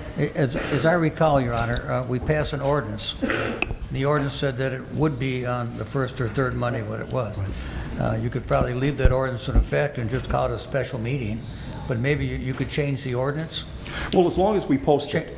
That's the main thing. We just have to make sure we The ordinance post it. says it will be on those. And it could be called a special call meeting, it could be called a regular committee meeting being held, but as long as we post it, we're okay. Okay. That's the legal thing. So let's talk about that and see those times when you're talking about these shorts, and I would be open to, all the committees, as long as we understand that we keep the start at 7 o'clock for the city council meeting. That's I think is work best. But I think when you have a one-item agenda or just a 2-minute discussion, I think we need to look at that. That's good. So let's talk about it. We got so many meetings in my calendar, I may have to hire a lobbyist to keep them straight when I'm supposed to be here. I'll help you on that. Oh, man. One more thing. No. I would be remiss if I didn't mention the fact that the greatest accordion player in the world passed away. He's from Waukegan. Actually, he's a family member of mine named Frank Morocco. Those that know my father-in-law, Joe Morocco, it's his older brother. Anytime you hear the accordion on TV, it's most likely him, The Godfather, Ratatouille, Godfather 2. I mean, his list of credits is probably 4 pages long. If you go to Frank Morocco, just Google him, he'll come up. YouTube, I mean, he is considered the greatest accordion player in the world. He passed away at the age of 81, and he's obviously a Waukegan guy. So I had to make sure with this position comes a little bit of privilege once in a while, so I had to make sure I said that. Thank you. Alderman Beedling? I pass. Alderman Newsom? Alderman Tempest? I'm going to pass. Oh, my, really? Holy cow. Oh, my God. Motion to adjourn. Alderman, Mike, you got me confused now. May. I'll be quick. I only have one item. I just want to remind the residents of Waukegan that on March 20th is our primary election, and there will be a referendum item on your ballot regarding electric aggregation in the city of Waukegan. The question will read, shall the city of Waukegan have the authority to arrange for the supply of electricity for its residential and small commercial retail customers who have not opted out of such program?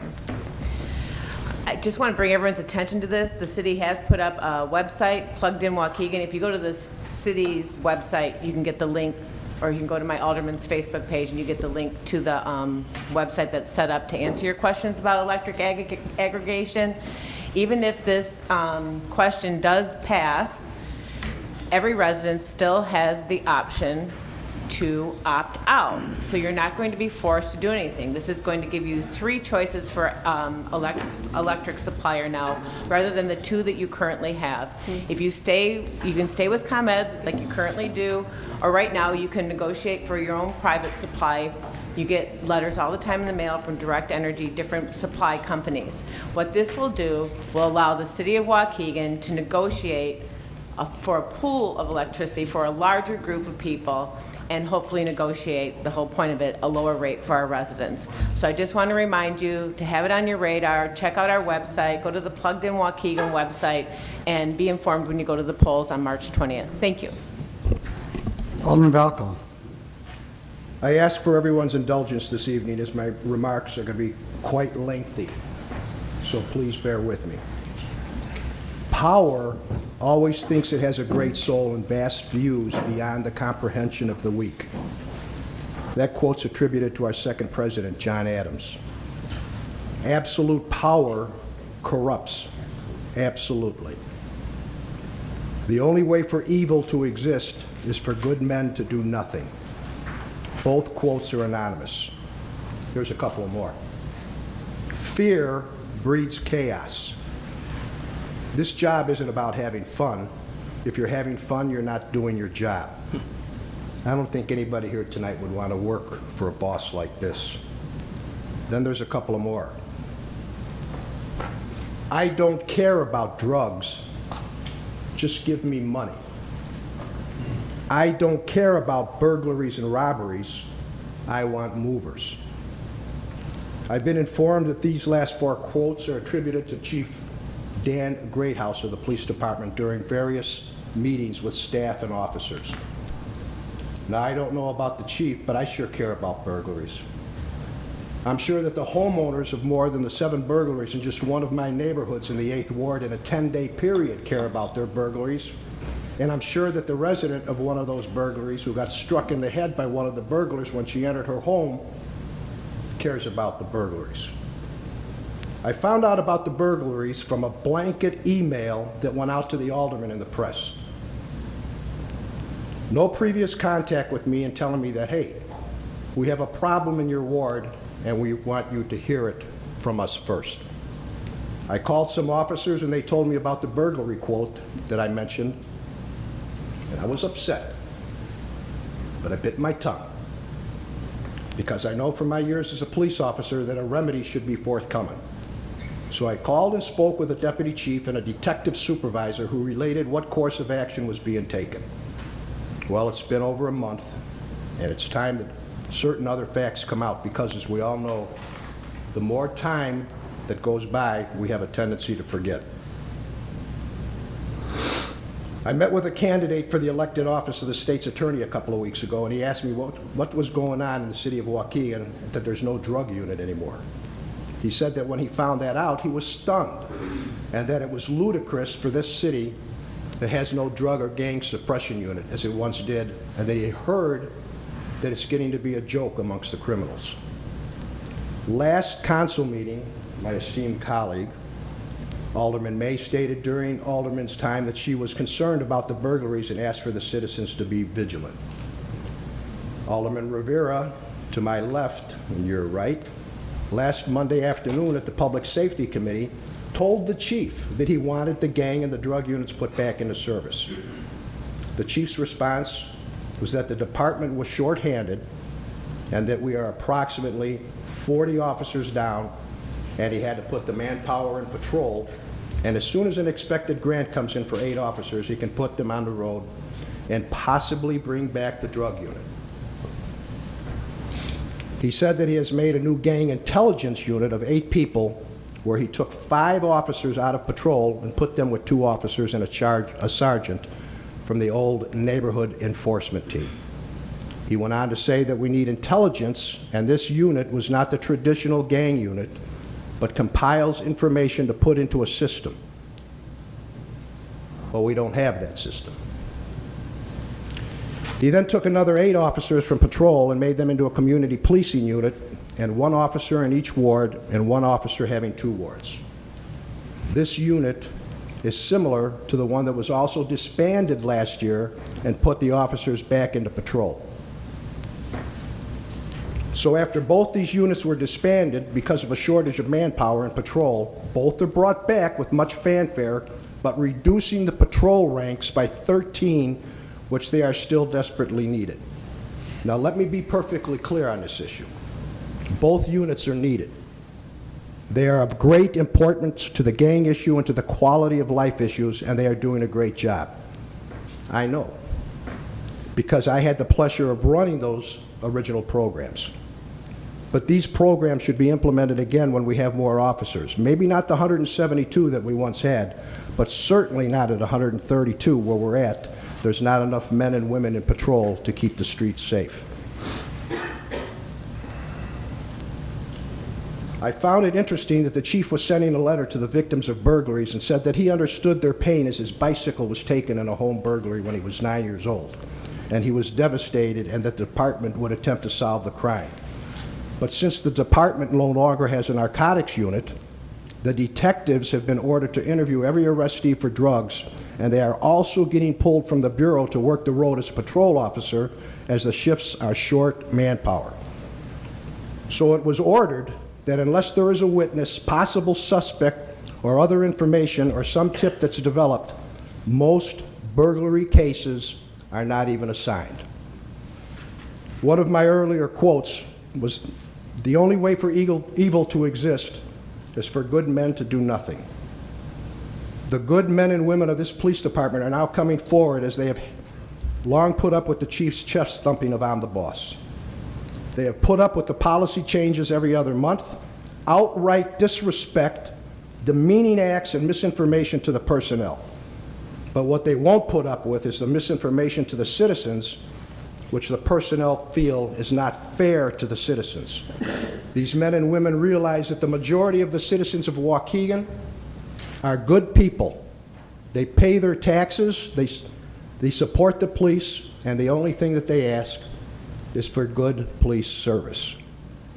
Alderman Beedling came to me a few weeks back and remarked how well the gang intelligence unit did on the shooting on Lorraine in his ward, and they had the offenders in custody in a few days. What he didn't know is that the unit actually had to go beg for the case, as well as other cases and the cases that weren't going to be assigned to them. They got on it and relentlessly worked the case and had the offenders in custody in 3 days. Since that case, the gang intelligence unit is back, I believe, to doing their normal type of proactive gang work. I'd like to go back to an earlier comment of the chiefs that I was informed about. I don't care about drugs, just give me the money. I'd like to read some statistics from the end of the year totals of the old net unit that was disbanded. Currency exceeds in 2004, just the net unit, $158,000. 05, $140,000. 06, $269,000. 07, $155,000. 08, $287,000. 09, $110,000, and in 10, $105,000.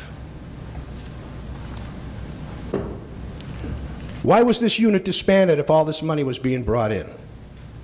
This was a unit that almost every officer in the department strived to be a part of.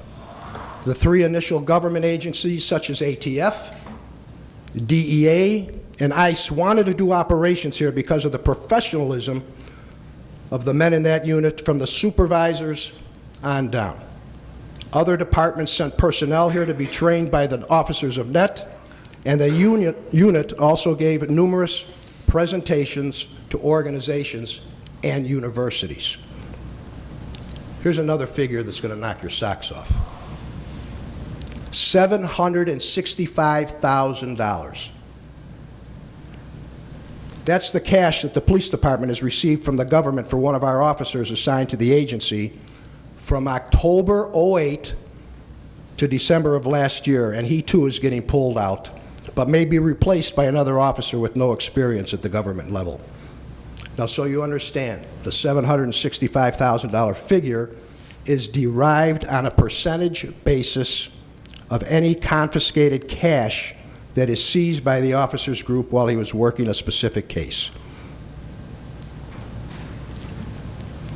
Now, this city is in financial distress, and the other aldermen and I have worked hard, we really have, to try and balance things out. But I think that instead of laying people off, raising fees and taxes, the money should be taken from the criminals. But maybe that's just me. And there also is an issue with drug search warrants where only the detectives were allowed to get, and that is on top of their other duties. I'd like to read part of a New Sun article that came out on on February 25th.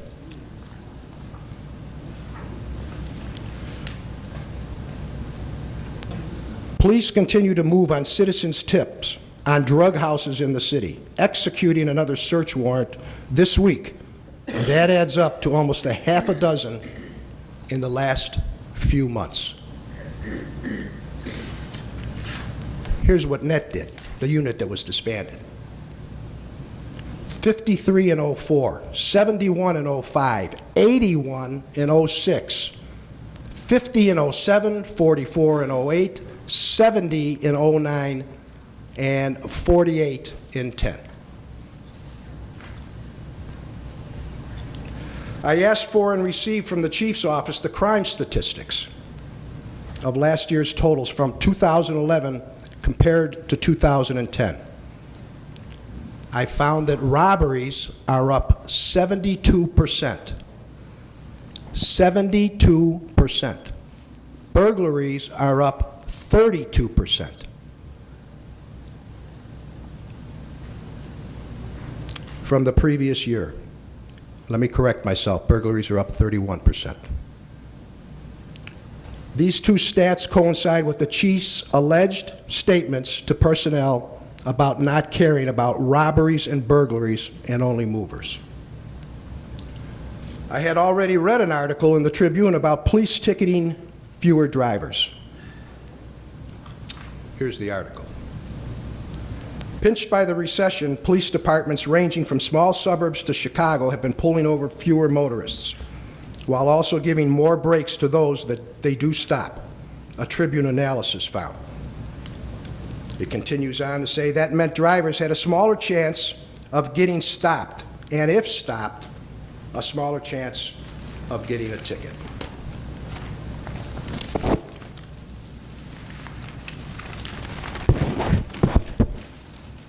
Now in the graph, it shows that McHenry County had a reduction of tickets of 42%. Waukegan had a reduction of 33%. Chicago had a reduction of 30%, and Aurora had a reduction of 40%. The chief of Lombard, Ray Burns, says his department lost 5 officers and saw its numbers drop 21%. I think every police department has less officers on the street than 2 years ago, and that's going to have an effect, Burns said. And officers from 2 departments, Lombard and Anderson, said they're finding fewer drunk drivers at their DUI checkpoints, suggesting that drinkers are relying more on taxis and sober friends to drive them home. Many departments who said the rise in ticket prices and court costs coupled with the recession have left many officers more sympathetic to their stop. These are very tough times, said State Police spokeswoman Monique Bond, and officers using their discretion and issuing warnings instead of citations, especially if a driver has a good driving record and no previous history.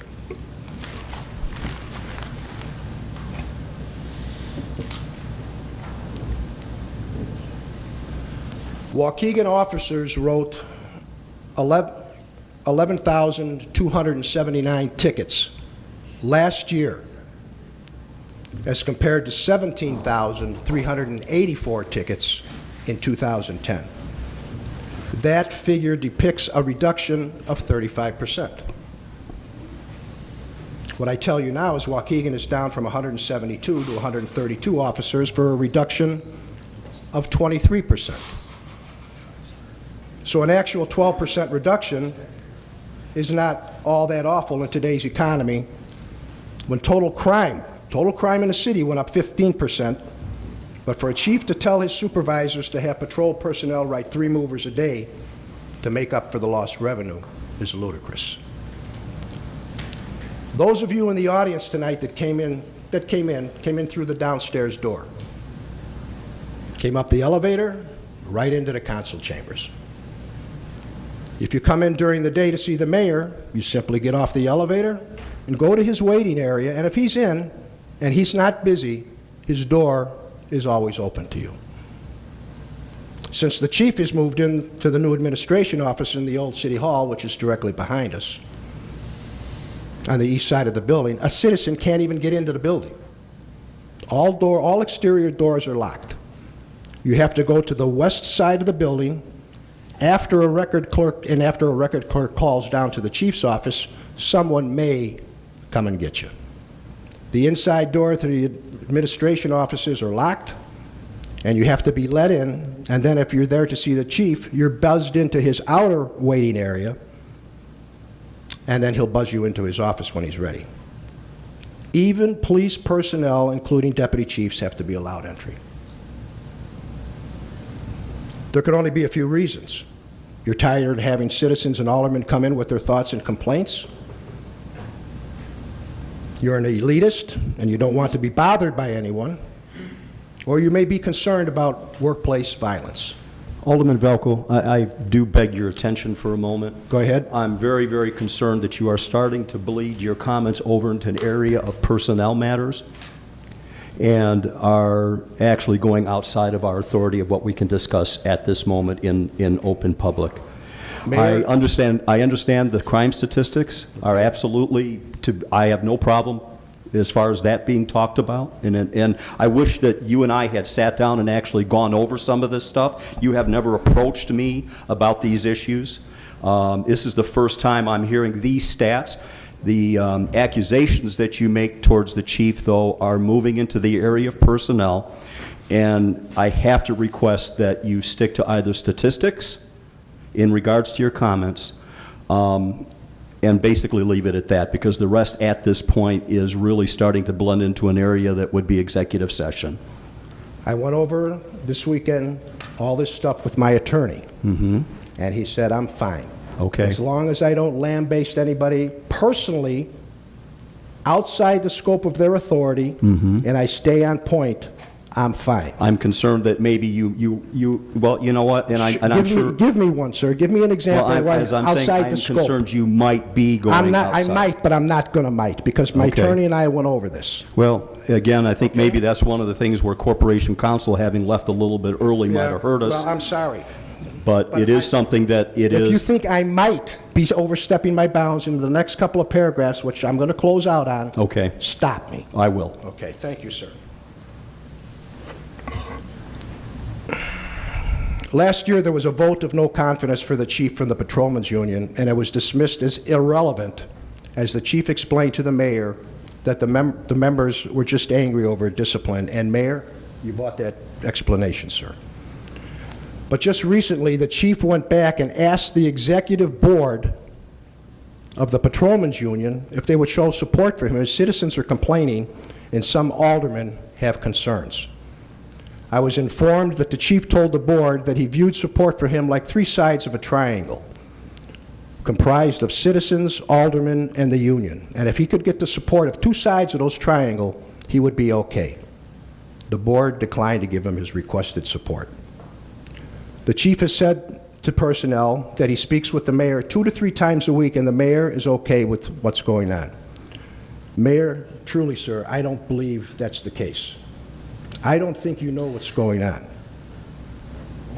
So I will be calling your office to set up a lengthy meeting with you and any executive board member of the 3 police unions comprising patrolmen, sergeants, and lieutenants who will be acting in their official capacity for you to hear what they have to say on other sensitive issues, which I haven't gone over with tonight. And I also will be presenting to you a blank copy of a survey, which should be distributed to police personnel by your office, and that after being completed can be sent back to you, either signed by the officer or sent back anonymously. During my years of supervisor in both the military and here with the Waukegan Police Department, for 35 years, I've learned a couple of things that I always try to remember. Your subordinate's attitude reflects your type of leadership. And you get respect when you give respect. In closing, let me say that this is not a personal issue between the chief and I. I liken the predicament that the police department is in to that of a college basketball team. Let's say like the University of Illinois basketball team that has excellent players with great talent, but are bad as a group because of terrible coaching. That might have been one of those areas where you've moved across the line. Coaching? Making that allegory, yes, I think is moving into a... Right. Yeah, attack. Okay, one last sentence, here we go. We have good men and women on this department with excellent skills who are well-trained and will do what it takes to serve the Waukegan community. They are not being allowed to do their job. They simply need new leadership. And that is why at the meeting with the union boards and you, Mayor, we will be asking for the removal of Dan Greathouse from his position of Chief of Police. Well, I can tell you right now that that's highly inappropriate for you to present that this evening. What you've just said, it goes into the area of personnel matters. I will not meet or sit down with union representatives and discuss the chief's term of service. That can be something that they can talk among themselves, but they don't dictate to the executive branch who is going to serve as their chief. Because I have to be honest with you, I recall the exact same thing happening with Artis Yancey. So this is no different than any of the experience that I saw from the moment I came into office. I'm going to conclude my comments there. We're not going to get into a debate. I won't get into a debate, sir, but I think it's your duty to meet. It is not my duty to meet with union without other legal representation being present. Have your And legal that will not representation there, sir. That will not happen. Sir, one final statement. And I admire you, I really do. And I respect you. You have said here on the dais many times, and in private meetings with me, that you have an open administration, you want transparency, and you do not lie to anybody. And I'm asking you to do that. That's all we're asking for here is a little transparency. people in the police department want to meet with you, sir, because they're not getting any And I places. have conversations with police officers, but I will tell you this, I have learned in my time in this office never to sit in a room with union representatives without legal representation being there and discussing only issues that are germane to the contract. Nobody's asking anything about a contract, sir. They're asking What I'm saying personnel is issues. I have learned that that is the area that I limit the discussions to, unless it is something that is individual, on an individual basis with the officer. But, Alderman, I'm not going to say any more. I understand your comments. I'm not going to respond any further, but I will say I've seen this before.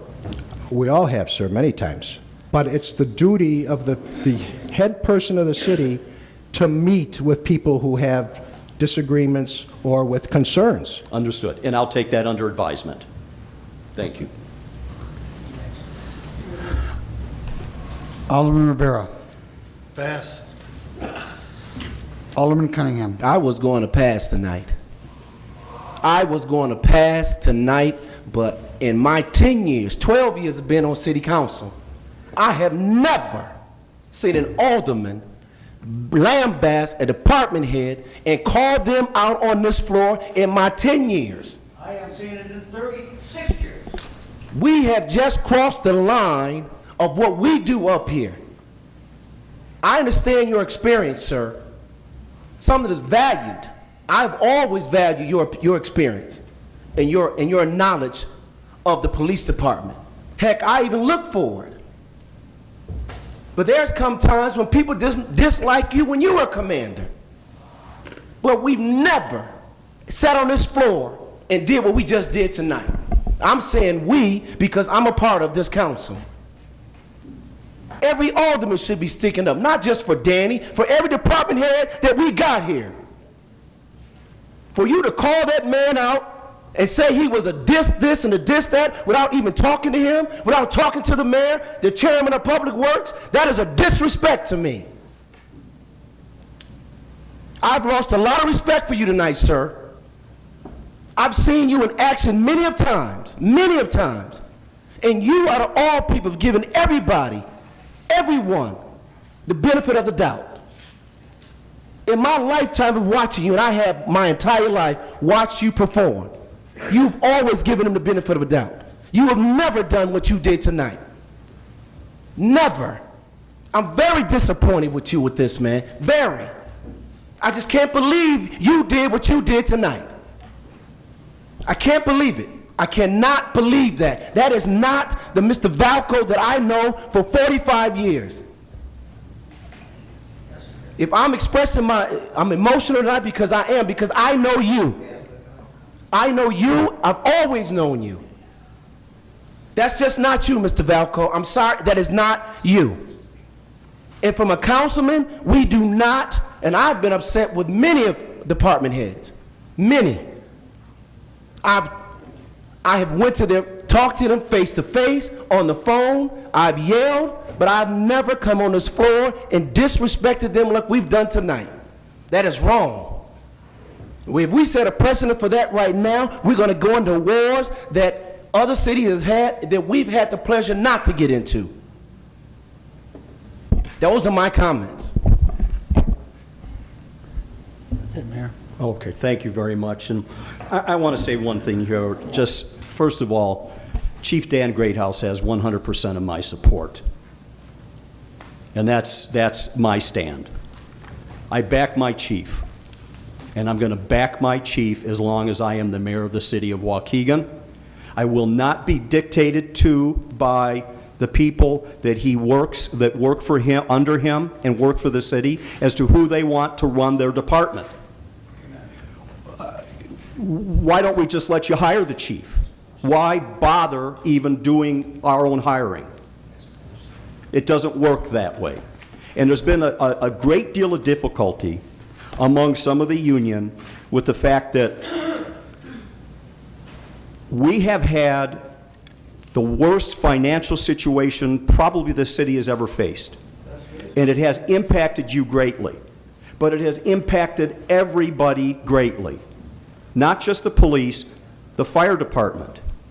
And I have to say this, on 3 years and change, or 3 years that I've been in here, I have never had anything like this come out of the fire department, public works, the water department. Never. And this is unacceptable. This operation doesn't run from the bottom up. It runs from the top down. Chief Greathouse is my man, and I will back my chief as long as I am mayor. And with that, I'll take a motion to adjourn by Alderman Conken, seconded by Alderman Moiseo. All in favor? Aye. Opposed? Ayes have it.